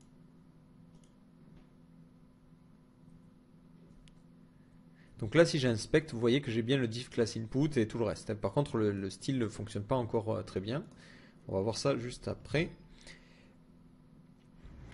Alors, pourquoi? Si je regarde comment c'était fait là, div class input, ensuite on a le label, un petit BR, et il le stylise grâce au form contact. Ah voilà, c'est cette idée-là qui lui permettait de styliser. Nous, si j'inspecte directement, le formulaire, forcément, il aura une idée particulière qui n'est pas le même. Donc là, je vais prendre l'idée et le remplacer dans le CSS. Comment form. Alors c'est form comment. Ah, c'est form contact. Ah. Du coup, nous, on va mettre. C'est vrai que là, du coup, ça ne m'arrange pas pour le coup. Bon, ben, tant pis, on va mettre comment form. Voilà. On dupliquera plus tard. C'est pas grave. Donc là, si j'actualise. Ce coup-ci, vous voyez, voilà, j'ai bien les trois champs. Par contre, juste après le label, on avait un petit BR. Donc ici, je vais mettre un petit BR après chaque label. BR. Voilà, impeccable. Et la partie, est-ce que c'est demandé ou pas? Je vais la couper. Vous voyez que ça fonctionne bien. Et j'ai le petit required là qui n'est pas forcément à sa place. Moi, je le veux juste à côté du label. Donc là, je vais le prendre. Hop. Comme ceci. Voilà. Et le mettre juste là. De la même façon, ici. Je vais le prendre ici. Donc là, c'est vrai que c'est avec leur système de petits points, ça peut paraître pratique. Mais au final, c'est vrai que ça donne un joyeux bordel. Voilà. Donc là, si j'actualise, vous voyez, j'ai les étoiles au niveau des petits points. Et ça correspond bien à ce que j'avais ici. Donc là, après, vous vous adaptez. Hein, vous pouvez mettre à la place de l'étoile, mettre en obligatoire. C'est vous qui voyez comment vous voulez adapter ce CSS là. Donc notre command form, il commence un peu à avoir la tronche, mais il reste encore pas mal de choses à faire. Donc, ajouter un commentaire. Donc, c'est le title. Ici, nous, on va le laisser vide. On met title underscore reply. Voilà, c'est vide. Comme ça, on n'aura plus, normalement, de titre, comme on l'a ici, laissez votre commentaire. Voilà. Et carrément, je vais le mettre en utilisant du code à la main. Ce sera beaucoup plus simple. Donc ici, H4, laissez un commentaire. Donc, juste, voilà, ici. Laissez un commentaire. Et vous voyez qu'on a du petit texte avant et du petit texte après. Alors ces deux petits textes sont réglables grâce à comments not before et comments not after qui sont expliqués de toute façon dans la documentation. Hop, il faut remonter, voilà, comments not before et after. Donc moi évidemment, pour coller vraiment à la maquette, je ne vais pas mettre de texte avant et après. Donc du coup ici, comments before, je mets du vide. Et comments after, je mets du vide aussi. Voilà. Donc là, si je reviens sur mon thème, voyez que tout le texte a disparu et j'ai bien ça. Maintenant, le dernier champ que je veux remplacer, c'est évidemment le gros champ qui se trouve en bas, celui qui permet d'écrire son commentaire pour coller à la maquette encore une fois.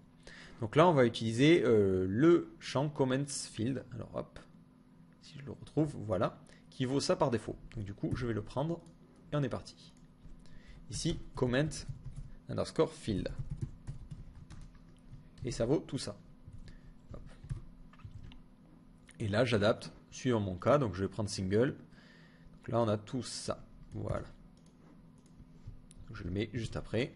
Donc on a d'abord une div class CB qui permet de faire un clear bof. Ensuite, on a div class message.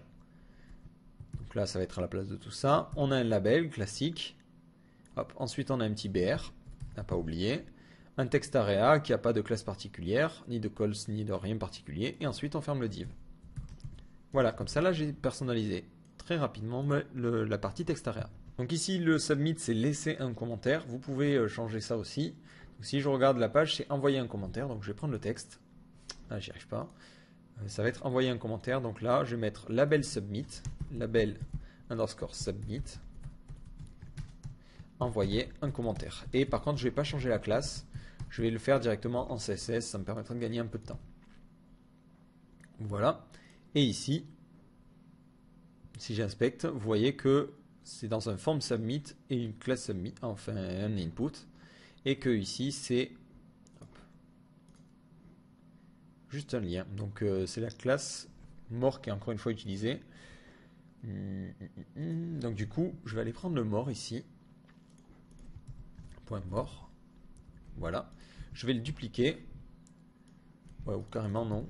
Carrément le mettre sur le submit. Donc là, c'est la classe form submit. Form submit et sur les inputs. Alors on va voir si ça marche. C'est pas dit que ça marchera forcément du premier coup. Non, parce que il veut pas mettre une largeur ou un truc particulier. Donc on va mettre en plus comment form pour qu'il donne la priorité à cette classe là. Voilà, et là vous voyez que ça fonctionne bien. À ceci près qu'on a des bordures. Alors, pourquoi? Tout simplement parce qu'il y a des bordures ici, donc moi j'en veux pas. Donc je mets border none. Alors, un petit point sur les priorités. Là, il y a ça, cette règle-là et cette règle-là qui ont les mêmes propriétés, enfin qui pointent. Mais celle-là, étant plus détaillée, c'est elle qui va avoir toujours la priorité. Donc si je mets un border none, ça annulera cette bordure-là, et ainsi de suite. Donc là, j'actualise, ça devrait enlever normalement la bordure. Donc là, vous voyez, ça fonctionne bien. Donc là, je vais pouvoir poster de nouveaux commentaires. Donc je vais me reconnecter en admin. Hop, tableau de bord. Admin, pour vérifier quand même que même en admin, on a quand même un formulaire qui est de la tronche. Voilà, impeccable. Bon, ça correspond plutôt bien. Donc là, voilà, on a le système de commentaires qui fonctionne. Vous voyez, vous pouvez même modifier les commentaires des gens. Tout fonctionne. Maintenant, on va passer sur les pages. Donc si vous cliquez sur page d'exemple, vous arrivez sur une page qui a été créée par WordPress. Vous voyez qu'ici, on a le truc en haut qui n'a aucun sens parce que les pages n'ont pas forcément de post thumbnail. Donc là, pour créer le template des pages, vous créez un nouveau fichier que vous appelez page.php. Et ici, je vais juste reprendre le même code que single. Hop, le copier-coller. Et en enlevant les commentaires, parce qu'on ne peut pas commenter sur une page. Et en enlevant, du coup, le post thumbnail ici et la vignette. Voilà. Comme ça, en 2 secondes 50, on a déjà la page qui est faite. Limite, en même temps, le poster, on s'en fiche aussi. Voilà. Donc ça fonctionne. Maintenant, nouvelle chose, le folio. Alors, pour le portfolio, c'est très simple. Je veux afficher une image. Je veux afficher ensuite à droite le titre, une petite description, et quand on clique sur l'image, ça nous affiche l'image en grand. Voilà. Donc après, bon, vous adaptez si vous voulez faire plus compliqué, libre à vous. Donc d'abord, la première chose à faire, c'est que je dois créer un nouveau custom post type. Donc pour cela, il n'y a pas vraiment de solution magique, il faut utiliser beaucoup de code. Donc le code, vous le retrouvez, vu que là j'ai le framework, ici. Voilà le gros code source. Donc ce code source, vous avez deux choix, soit vous le copiez dans Functions, mais vous risquez d'alourdir un peu votre fichier, soit vous pouvez utiliser, si on retourne ici, dans la partie pour commencer, ici les custom post types qui permettent en fait de séparer les fichiers. Donc nous on va plutôt faire ça. Donc là, hop, dans mon fichier functions.php, je vais tout fermer. Voilà. Ici, je mets tips égale array, et là on va déclarer work, qui contiendra l'ensemble des travaux du portfolio work. Voilà. Et du coup, ici, je vais créer un nouveau dossier qui va s'appeler tips. Et dans ce dossier, je vais créer un nouveau fichier qui s'appelle work. Donc ça, c'est de l'organisation. Après, vous pouvez clairement mettre ça dans functions.php, c'est pas gênant. Et là, je n'oublie pas de supprimer tous les espaces qu'il peut y avoir avant. Donc vous avez de la chance, l'exemple est le bon, hein, on parle directement de portfolio, donc c'est cool. Donc ici, si vous actualisez comme ça directement, vous avez déjà un nouveau menu portfolio. Donc un petit point, je ne vais pas forcément revenir entièrement dessus parce que j'en ai déjà parlé 200 fois, mais voilà, ici on a le custom post type qui est défini, donc on lui donne toute une série de noms qui va servir pour le back-office. Donc voilà, du coup par contre le format des images ici que j'avais mis au début, je pensais appeler ça work, je vais plutôt appeler ça portfolio, ça correspond plus au cas, voilà. Donc là c'est parti, vous voyez que j'ai ma nouvelle page, ma nouvelle admin, vous avez les textes qui ont été traduits. Alors là, toutes les choses par défaut sont très bien. La custom taxonomie, on s'en fiche, on va tout supprimer, voilà. Donc un petit point. Donc là, on a d'abord tous les textes qui vont être affichés au niveau de l'administration. Donc là, vous voyez, ajouter une réalisation, bon, ça c'est assez basique. Et ensuite, ici, c'est là que c'est important. Vous avez les labels, donc c'est les textes. Est-ce que c'est public, c'est-à-dire on va pouvoir le voir. Est-ce que c'est utilisable en public. Show UI, c'est pour savoir si on aura l'administration pour gérer les menus. Show in menu, vous devinez. Query var, c'est pour l'utiliser. Rewrite, c'est si on veut utiliser la réécriture d'URL pour ce custom post type. Donc nous, oui. Donc capability type, ben, c'est pour savoir qui a accès. Donc quelqu'un qui peut éditer les posts pourra éditer ces pages. Donc ça, c'est pour dire le niveau de permission nécessaire pour pouvoir éditer ce type de contenu. Une page archive, oui, on en veut une. Est-ce qu'il y a une hiérarchie entre les travaux de portfolio? Non. La position dans le menu, donc là c'est 5, donc c'est juste en dessous, 10 ça va être encore en dessous, et ainsi de suite. Et support, c'est qu'est-ce qu'on va avoir dedans. Donc on aura un titre, l'éditeur de contenu, le système d'auteur, on s'en fiche en fait, et les thumbnails qui va me permettre de gérer les miniatures. Et ensuite, register post type. Et donc là, on donne un nom à notre post type, portfolio, qui correspond au nom, par exemple, au niveau de la gestion des images, mais aussi qui va servir de nom au niveau de l'URL. Donc là, image, j'ai remis portfolio au lieu de work au passage. Et ensuite, arcs, c'est les arguments qu'on a là. Voilà. Donc là, j'ai mon nouveau custom post type et je vais commencer à ajouter un nouveau travaux. Donc là, je vais l'appeler test, parce que je suis super inspiré. Mettre une image à la une. Donc là, je vais reprendre une image d'exemple, donc choisir un fichier. Voilà, j'envoie. Donc là, ça met un petit peu de temps. Vous voyez, c'est normal, c'est des images assez grosses, donc à chaque fois qu'il doit redimensionner, il galère un peu. Utiliser comme image à la une.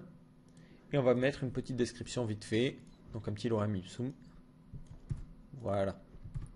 Et donc là, on imagine que les petites descriptions sont relativement courtes pour pouvoir entrer, hein, publier. Donc là, j'ai publié ma première réalisation. Je vais en ajouter une autre.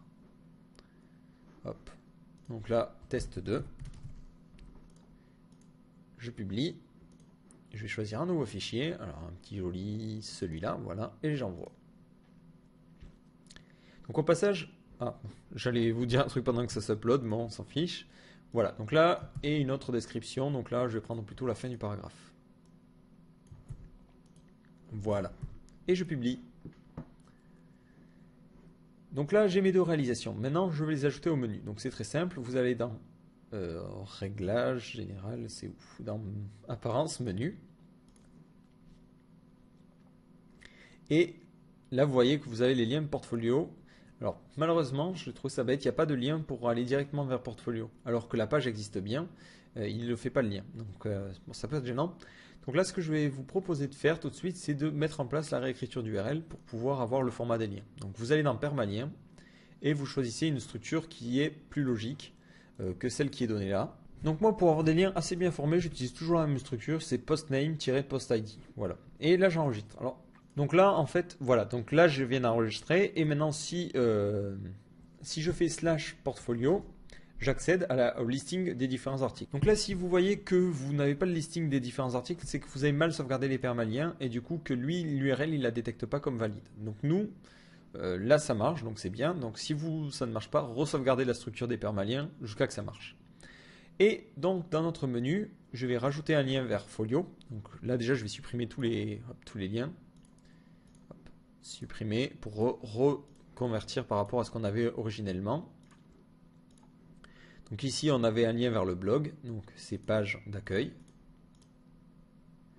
Ensuite on aura un lien vers la page contact qu'on créera plus tard, et ensuite un lien vers Folio. Donc accueil, ça va pas être accueil mais home. Voilà, enregistré. Et ensuite donc un lien vers Folio. Donc là on va le créer carrément à la main. On va copier ce lien là, créer un lien personnalisé en mettant /folio, portfolio, et l'appeler myfolio. Là pour coller encore une fois au thème. Et j'ajoute.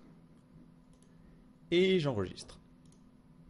Donc là, maintenant, hop, dans mon menu, vous voyez, j'ai myfolio, je clique et j'accède à cette page-là. Cette page-là, je dois la personnaliser. Mais si vous regardez dans la hiérarchie, vous avez ici, sur les custom post type, voilà, archive-post type. Donc là, c'est bien cette page que l'on va créer.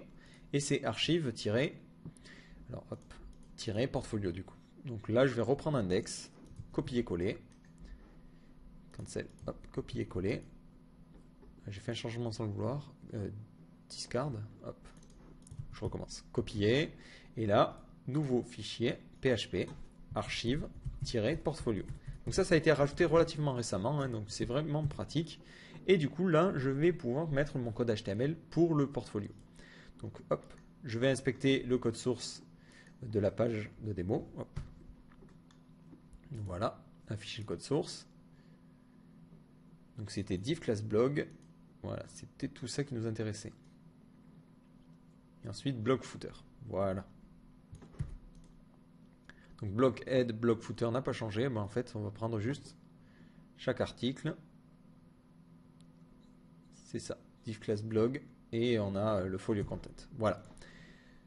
Donc ici, hop, je reviens ici sur ma page et on est parti. Donc là, au lieu de mettre le div class blog, ben, je vais mettre ce lien comme ceci. Voilà. Et le div class blog, je vais mettre en haut, blog. Et je n'oublie pas de le fermer à la fin du ny-lendif. Impeccable. Donc là, du coup, je vais enlever tout ce qu'on avait mis là. Et on est reparti pour rechanger et mettre des variables à la place de tout le code. Donc ici, on a une image. Alors cette image, on peut la récupérer facilement grâce à la petite fonction qu'on avait vue tout à l'heure, qui était post thumbnail. Alors, je m'en souviens déjà plus. Hop. Ici, c'était cette image-là, the post thumbnail. En revanche, on veut que à la place, on ait donc ici, si j'actualise, normalement déjà, je devrais avoir un premier aperçu. Voilà. Vous voyez que déjà les images sont bonnes, mais je veux à la place avoir un lien que quand je clique, je vois le projet. Donc là, je suis emmerdé parce que j'ai besoin de récupérer le lien de l'image. Il n'y a pas de moyen simple, il va falloir faire plusieurs fonctions. Vous allez voir, c'est au final là, c'est simple, mais bon, c'est un peu pénible. Donc, je récupère l'idée du post thumbnail en utilisant la fonction get _post _thumbnail _id. Voilà, donc là j'ai l'idée. Ensuite, pour récupérer l'URL, j'utilise la fonction wp _get _attachment _image _src. Donc là, c'est image _id. Donc là, je lui dis de récupérer les infos de l'image qui a cette idée-là. Et ensuite, je fais un printer pour vous montrer à quoi ça ressemble, avant d'aller un peu plus loin. Voilà. Donc là, j'ai NetBeans qui vient de me lâcher. Hop, voilà. Et je n'oublie pas de fermer PHP. Donc si j'actualise, forcément, c'est sous l'image. Ce serait tellement pratique que ça soit au-dessus. Voilà. Donc vous voyez que là, il me sort l'image miniature. Moi, je veux l'image grande. Donc ici, je peux préciser le format et je vais mettre full. Pour dire, non, moi je veux l'image grande taille, celle qu'on a uploadée d'origine. Donc je réinspecte. Voilà, donc là on a l'image d'origine. Mais c'est que le premier argument qui m'intéresse. Donc pour récupérer le premier argument, je vais mettre courante. Voilà. Comme ça, j'aurai vraiment l'URL de l'image.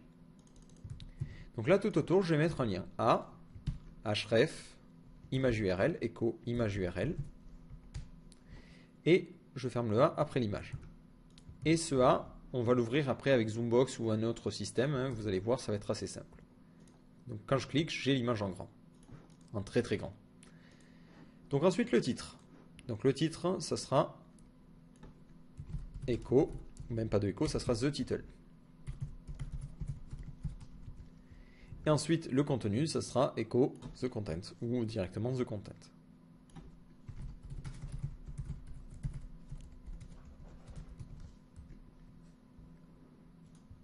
Voilà, donc là vous voyez, j'ai bien le contenu personnalisé. Donc au passage, si vous voulez trunker, vous avez la fonction TheExcerpt. Alors je suis pas sûr de bien le prononcer, mais qui trunk. Alors je vais vous la montrer tout de suite. C'est TheExcerpt. Je suis même foutu de le prononcer, voilà. Et ça permet de... C'est un peu comme The Content, mais c'est différent parce que ça permet de vraiment tronquer un texte. Donc vous adaptez. Là, directement, on dira à l'admin de bien mettre des textes pas trop longs pour que ça rentre. Donc là, j'avais dit, on va mettre Zoombox. Donc vous pouvez, là je vais vous montrer avec Zoombox, mais vraiment ça peut marcher avec n'importe quel script. Hein. Donc je vais chercher Zoombox sur Google. Voilà. Je télécharge. J'ouvre la version téléchargée. Et ici, dans mon thème, donc blog wcontent thème blogfolio, image. Et ici, je vais déplacer, hop, pas dans image, je vais créer un nouveau dossier que je vais appeler JS. Et dedans, je vais y déplacer Zoombox. Dans un nouveau dossier, Zoombox. Voilà. Donc ici, je vais revenir là. Et mon but, c'est de faire fonctionner ça avec Zoombox. Donc ici, je vais mettre une classe Zoombox à chacun de ces liens. Classe égale Zoombox. Voilà. Donc ensuite, dans mon header, je vais modifier pour pouvoir inclure Zoombox. Alors, hop.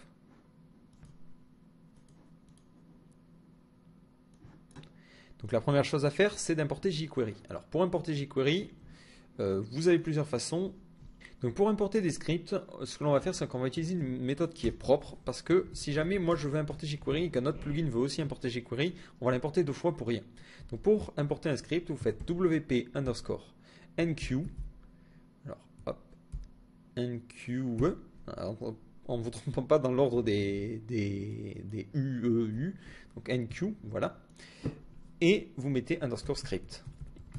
Donc là, mon script va s'appeler jQuery et le lien vers le script, ça sera le lien de chez Google, histoire de gagner du temps. Voilà. Ensuite, on va inclure un autre script, c'est le script évidemment de Zoombox. Donc ici, on fait la même chose. Donc, je vais carrément dupliquer.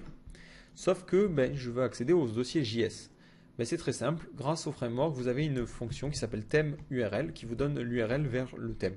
Donc après, vous n'avez plus qu'à mettre js/zoombox/zoombox.js.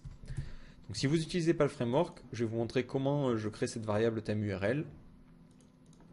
Voilà, elle doit être créée au tout début. Thème URL. Voilà, c'est juste un raccourci vers get template directory URL suivi d'un slash. Donc vous pouvez tout à fait utiliser cette fonction-là, ça reviendra au même. Hein. Donc là, j'ai importé Zoombox. Maintenant, je dois importer le CSS de Zoombox. Donc, je vais le faire en haut. Hop. Donc là, ici, je supprime cette ligne-là et je vais mettre thème URL encore une fois, pour accéder au dossier du thème. .js/zoombox/zoombox.css. Donc là, voilà, j'ai bien le style. Et maintenant, je vais importer la petite partie qui était dans la documentation, qui me dit comment initialiser Zoombox, comme ceci.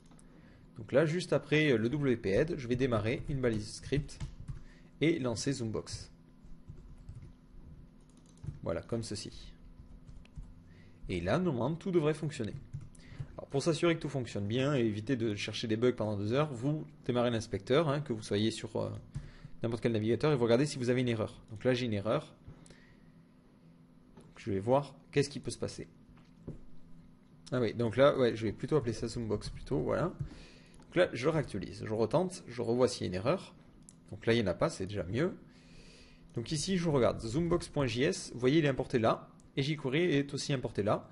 Alors par contre, voilà, le jQuery, il l'importe automatiquement depuis le dossier de WordPress. Alors que là, j'y ai bien précisé ça, parce que WordPress a déjà une version de jQuery. Si vous voulez la remplacer, Ça peut être le cas si vous avez envie par exemple d'importer une nouvelle version.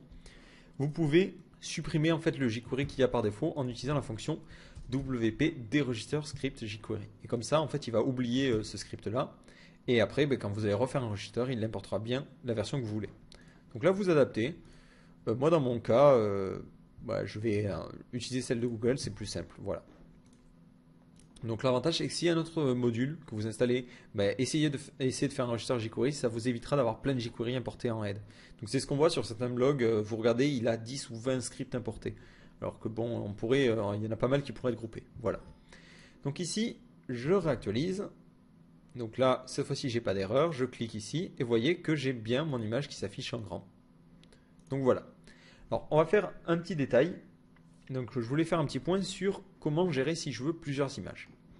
Donc ici, dans le portfolio, ce que vous pouvez faire, c'est ajouter d'autres images. Ici, ajouter. Donc là, je upload plusieurs images, mais je ne les lis absolument pas à l'article. Voilà. Donc du coup, dans la galerie, j'aurai plusieurs images. Alors dans le framework, j'ai créé une fonction justement pour récupérer toutes les images qui sont liées à un article. Si vous allez ici, vous cherchez dans Functions, ici, voilà, vous avez Get Attachments qui retourne toutes les images d'un article. Donc c'est plutôt pratique, c'est ce que l'on veut faire là. Hop, hop, hop. Je suis m'y retrouvé. Donc là, moi, je suis dans Archive Portfolio, voilà. Je vais utiliser cette fonction. Donc hop, printr de Get Attachment. Voilà. Et on va voir à quoi ça ressemble.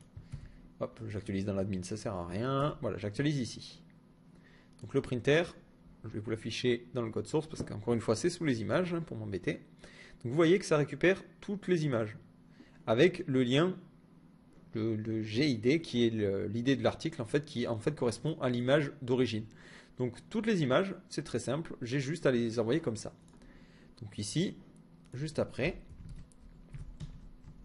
Donc là, c'est si jamais vous voulez mettre plusieurs images et faire un système de galerie. Hop. Donc ici, après Zoombox, on va mettre un ID, Z Gallery, et là, on va mettre point d'interrogation the ID. Ça récupère l'idée du post. Et après, juste après ce lien-là, je vais encore faire d'autres liens. Hop. Mais cette fois-ci, ils n'auront pas de contenu. Mais ils vont quand même être compris par Zoombox et Z-Gallery. Alors ici, je vais faire un for each image URL pour parcourir toutes les alors plutôt de get attachments, voilà, as $image ou img, voilà, ça va être plus simple. Donc, hop, je vais mettre comme ceci, un petit end for each. Et là, attention, je vais vérifier que l'idée de l'image est bien différente de l'idée, parce que vous voyez, j'en récupère 3. Mais je vais encore une fois récupérer l'idée qui sert de post thumbnail. Donc ici, if $image id, alors je vérifie que c'est bien ça, c'est des classes, voilà, id, est différent de image id, c'est-à-dire que l'image que je viens de récupérer dans la liste des médias de l'article est différente de post thumbnail, alors je vais faire quelque chose. Et là, je n'oublie pas de mettre un if. Donc ça, c'est un peu plus poussé, hein, mais vous allez voir, le résultat en vaut la chandelle. Et ici, le lien, ça sera image GID. Voilà. Donc là, maintenant, si j'actualise, donc vous voyez que ça ne change rien, mais si je clique ici, et vous voyez que du coup, j'ai un système de galerie. Donc automatiquement, en 2-3 clics, la personne va pouvoir naviguer entre les différents travaux. Donc là, évidemment, ça lag à mort, tout simplement parce qu'il y a tout simplement parce que le format des images est invraisemblable. Je crois que c'est du 2500 par je sais plus combien. Donc à chaque fois qu'il essaie de faire des animations, ça rame. Donc essayez d'uploader des images qui ont une taille plus humaine, genre 800-600, ça suffira largement. Donc voilà, là on a fini la partie portfolio. Donc on va attaquer la dernière partie, la partie contact. Alors pour la partie contact, c'est très simple. On va créer une nouvelle page. Donc hop, hop, hop, je ferme tout, voilà.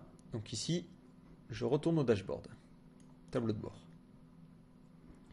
Je vais aller dans les pages et à la fois dans le menu. Voilà. Ici, j'ai une page d'exemple, je vais l'utiliser, je vais la renommer en contact et la mettre à jour. Donc du coup, dans le menu, si j'actualise, je vais avoir une nouvelle page qui va s'appeler contact. et je l'ajoute au menu, juste après MyFolio, et j'enregistre.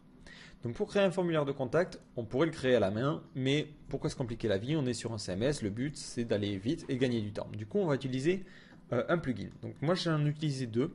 Enfin, avant j'utilisais CForms, et récemment on m'en a montré un qui était plutôt pas mal, ça s'appelle Formidable. Donc je vais dans l'extension, donc ajouter, et là je vais chercher Formidable. Et comme son nom l'indique, c'est un plugin qui est formidable. Alors ici, voilà, vous prenez ce premier plugin, vous cliquez sur ajouter. Il a l'avantage d'être très humain dans le sens où on le comprend très vite par rapport à ces formes qui est un peu plus compliqué, un peu plus austère. Là, vous allez voir en 2 temps 3 mouvements, vous allez créer vos premiers formulaires. Donc là, vous voyez, vous avez un nouveau panneau qui s'appelle Formidable qui vous permet de créer des formes. Donc là, vous faites Create a Form. Donc vous choisissez soit d'en créer un nouveau, soit de créer depuis un exemple. Donc moi, je vais prendre depuis un exemple, c'est le plus simple. Et là, j'ai plus qu'à copier. Donc là, ça va être une question, un devis. Ensuite, on aura le nom de la personne, donc ça sera votre nom. Si vous cochez la petite étoile, ça veut dire que ça sera obligatoire, hein. Et ensuite, vous pouvez choisir les options du champ. Donc là, par exemple, de dire la taille, la position, est-ce que c'est demandé ou pas. Voilà, donc là, je replie Field Option. Ensuite, votre email, donc ça sera votre email. Alors, c'est ici plutôt votre nom. Je me suis trompé. Donc là, c'est si on veut remplir le champ par défaut, voilà. Ici, ça sera votre email. Donc le champ n'est pas rempli. Pas de site, donc là on supprime. Ouais, je suis sûr. Ensuite, le sujet, je suis sûr. Un CAPTCHA, si vous voulez sécuriser, ça peut être pas mal. Donc là, on va partir sur le fait qu'on n'a pas de spammer, hein, on supprime. Et ensuite, le message, et ça sera indexé par votre message. Votre message, et voilà. Donc là, vous voyez, vous avez plusieurs champs, hein, vous pouvez faire des selects, des choses comme ça. Et après, si vous achetez la version professionnelle, ben, vous allez pouvoir faire plein d'autres choses comme l'upload de texte, bon, plein de choses. Et je prends ça là, ce petit code-là, et je vais le mettre dans ma page que j'ai créée tout à l'heure, ma page contact. Ça, c'est un shortcode qui va me permettre d'afficher le formulaire. Donc ici, hop, je supprime tout et je mets ça. Et je mets à jour. Et au passage, ben, je vais peut-être pouvoir... ouais. Là pour l'instant, je vais rester comme ça. Donc là, si j'actualise ma page, alors je vais aller côté front office. Alors là, il me dit que ça ne fonctionne pas parce que j'ai peut-être pas encore sauvegardé le formulaire. Hop. Donc là, voilà, je suis content. Je sauvegarde. Donc là, voilà, vous voyez, j'ai mon petit formulaire. Si j'actualise ma page, du coup, ça va fonctionner. Alors là, il faut le personnaliser encore un petit peu. Ici, je fais sur Edit. Donc, on va voir ce qu'on peut customiser en plus. Donc, dans les options avancées, il y a pas mal de choses que l'on peut régler. Donc, déjà, j'ai changé le bouton Submit pour que lorsque l'on envoie le bouton Submit, pour qu'au lieu qu'il y ait marqué Submit, il y ait marqué Envoyer votre message. Et ensuite, dans le confirmation message, c'est le message de confirmation que va avoir l'utilisateur lorsqu'il va envoyer le mail. Donc ici, j'ai mis ça. Bon, après, vous adaptez. Moi, c'est vrai que le texte est pourri et en plus, je suis sûr qu'il y a des fautes d'orthographe, mais tant pis. Voilà. Donc, une des options qui nous intéresse, nous, c'est la customisation HTML. L'avantage de Formidable, c'est qu'on va pouvoir vraiment customiser la partie HTML du formulaire. Donc là, j'ai déjà fait la customisation, mais mon micro a lâché, donc je reviens dessus. J'ai pris en fait le code source final. Voilà. Et pour chaque formulaire, j'ai juste rajouté la classe input form et rajouté un BR après les labels. De la même façon, j'ai enlevé ce qu'il y avait avant dans le before field et dans le after field. Comme ça, voilà, je me retrouve vraiment avec le formulaire brut. De la même façon, au niveau du CSS, ici, j'ai rajouté, lorsque vous vous souvenez là sur l'ajout de commentaires, on avait rajouté cette classe. J'ai aussi rajouté la classe .submitInput pour qu'on ait le submit qui ressemble à ça. Voilà. Donc là, on se retrouve avec la page de contact qui a déjà un peu plus de tronche. Donc si je clique dessus, qui ressemble à ça. Donc là, on est encore un petit peu loin de ce résultat-là. Donc déjà, je vais changer le titre et le slug.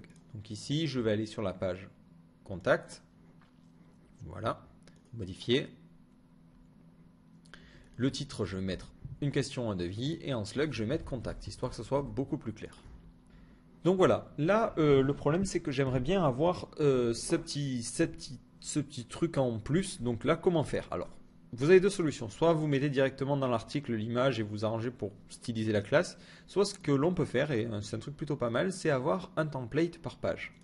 Donc si vous regardez le template hiérarchie, voilà, au niveau de isPage, vous pouvez choisir le template que vous voulez. Donc là, par exemple, ce que l'on peut faire, c'est faire un fichier qui s'appellerait page-contact.php et comme ça, il styliserait en fait cette page-là. Donc c'est cette option que l'on va prendre, sachant qu'une autre option, c'est carrément de créer un template personnalisé. Et ensuite, lorsque l'utilisateur va créer sa page, alors, hop, ici, il va pouvoir choisir un template personnalisé. Bon, là, pour l'instant, je n'ai pas de template parce que tout simplement, je n'ai pas créé. Mais voilà. Donc là, nous, on va partir sur la création d'une page spécifiquement dédiée à la page de contact. Donc, new PHP file, page-contact.php. Donc cette page, ça va être à peu près la même chose que index, hein, donc du coup je copie-colle, mais avec quelques différences. Donc, globalement, je vais regarder le code source de la maquette HTML, hop, afficher le code source, et voilà, je vais prendre tout ce qui est à ce niveau-là, voilà, et remplacer mon div class blog par ceci. Donc là, le blog title sert plus à rien, voilà. Donc ici, au lieu de mettre en dur, je vais mettre the title. Voilà, et c'est tout. En fait, il n'y a rien d'autre à changer. Peut-être ça. Hop, hop.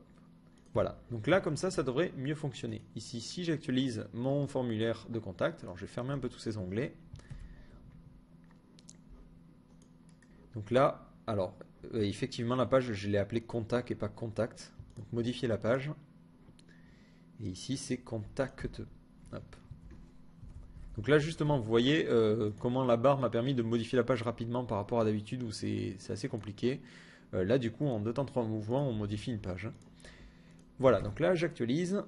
Donc là c'est plus contact mais contact. Donc j'enregistre. Voilà, et là vous voyez que j'ai bien tout qui est affiché. Alors le poster en bas ne m'intéresse pas, hein, donc je vais le cacher. Et j'enlève aussi le spacer. Donc voilà, la page de contact est terminée. Une dernière petite page que l'on n'a pas vue, c'est la page erreur 404. Si je tape n'importe quoi, j'arrive toujours sur la page d'accueil. Et ça, c'est pas normal. Donc du coup, je vais créer un nouveau fichier que je vais appeler 404.php. Et en fait, c'est là que je vais mettre mon code pour la page d'erreur 404. Donc là, c'est très simple. On va reprendre le code de la page index. Encore une fois, on copie-colle. On enlève la boucle parce qu'il n'y a pas de boucle dans une page d'erreur 404. On enlève la sidebar aussi. Hop. On ferme du coup pas le div. On enlève le end while et tout ça. On enlève la petite miniature. Et ici, on va mettre en H1 page non trouvée. Page non trouvée. Et on ferme le H1. Et ensuite, dans le contenu, on va remplacer par un petit texte qui explique que la page a disparu parce que vous n'êtes pas sur la bonne page. Bon là, je vous laisse imaginer ce que vous voulez. Et on enlève le posté qui n'a pas lieu d'être. Voilà, donc là comme ça, si je retourne sur une page qui n'existe pas, donc là je l'ai créé un peu trop à la racine, en fait elle est là, voilà. Donc ici, dans Blockfolio, je vais la mettre. Voilà, donc là si j'actualise, voilà, vous voyez que j'ai bien page non trouvée quand je accède à une URL invisible. Alors un petit détail que j'ai complètement oublié, que je voulais faire au début et en fait j'ai oublié, c'est vous montrer comment on change le titre ici. Parce qu'au final, j'ai laissé vide, alors que normalement, je voulais mettre un truc. Alors le titre, c'est très simple. Vous avez une fonction magique qui s'appelle WP-Title, qui récupère le titre suivant la page ou le contenu dans lequel on est. Ça prend 3 arguments. Le séparateur, donc ici, c'est un pipe, c'est celui que je trouve le plus sympa. Ensuite, le second argument, c'est est-ce que vous voulez que ça fasse un écho? Moi, je veux que ça fasse un écho, ça m'évite de mettre écho devant. Et ensuite, le pipe, si vous le voulez à droite ou à gauche. Alors, si vous laissez par défaut, en fait, il va mettre un séparateur. Vous allez le voir. Donc, si vous laissez comme ça, en fait, vous allez voir qu'il met le séparateur à gauche. Donc, vous pouvez mettre le nom de votre blog, pipe, le nom de la page. Alors que, bon, pour Google, apparemment, je ne suis pas un pro du référencement, mais pour Google, c'est mieux d'avoir le titre qui change au début. Enfin, au début, voilà. Donc ici, je vais mettre plutôt le pipe à droite. Comme ça, juste après ce pipe-là, je vais pouvoir afficher blog info, le nom du blog. Et comme ça donne des titres de page qui sont très très logiques. Portfolio, pipe, mon premier blog WordPress, blablabla. Donc ici, pareil, si je vais sur un article en particulier, ça fait test, pipe, le nom de mon blog, et ainsi de suite. Voilà, donc là, on a terminé quasiment avec ça. Un petit point, c'est la pagination. C'est vrai qu'on a complètement oublié de la mettre, à la fois sur la maquette et sur le code là. Du coup, je vais vous expliquer comment faire une pagination rapidement. Donc déjà, on va utiliser une extension, parce que ça va nous permettre de gagner du temps pour avoir des chiffres plutôt qu'avoir article suivant et article précédent. Donc vous allez dans l'extension, vous cliquez sur Ajouter, et vous mettez page Navi. Juste au passage, entre-temps, j'ai mis le nombre d'articles par page à 1, histoire d'être sûr d'avoir un seul article par page. Et ici, vous activez cette extension-là, donc installer. Et hop, juste avant, ah merde. Juste avant, il fallait cliquer sur détail pour voir comment ça fonctionnait. Parce que je crois que par défaut, ils ne le disent pas et après on s'y perd, donc c'est assez pénible. Alors hop, allez sur le site de l'extension, peut-être là, ce sera marqué. Voilà. Donc ici, installation. Faut mettre ce petit code là. Donc ici je vais dans ma page index.php, voilà, et ici je vais juste avant le footer afficher la navigation qui me permet d'aller d'une page à une autre. Donc là si j'actualise, vous voyez, voilà, j'ai la pagination. Donc c'est un style horrible, je suis désolé pour le coup, mais c'est vrai que ça n'a pas été prévu sur la maquette, donc ça vous adaptez suivant le cas. Donc deux solutions, soit vous allez dans les outils de WP Page Navi et vous choisissez un CSS particulier, soit vous dites ne pas utiliser le CSS et vous utilisez vous-même le code HTML en fonction avec votre CSS à vous. Donc moi je vous conseille surtout la seconde solution, de ne pas utiliser leur CSS à eux et plutôt de personnaliser pour que ça corresponde.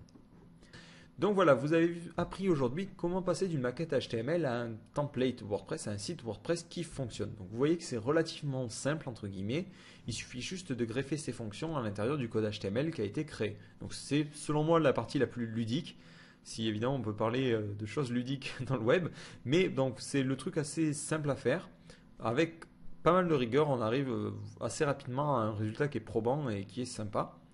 Donc voilà, surtout si vous avez des questions ou d'autres idées, et si vous voulez peut-être collaborer aussi sur un tutoriel, n'hésitez pas à m'envoyer un mail ou à participer sur le forum.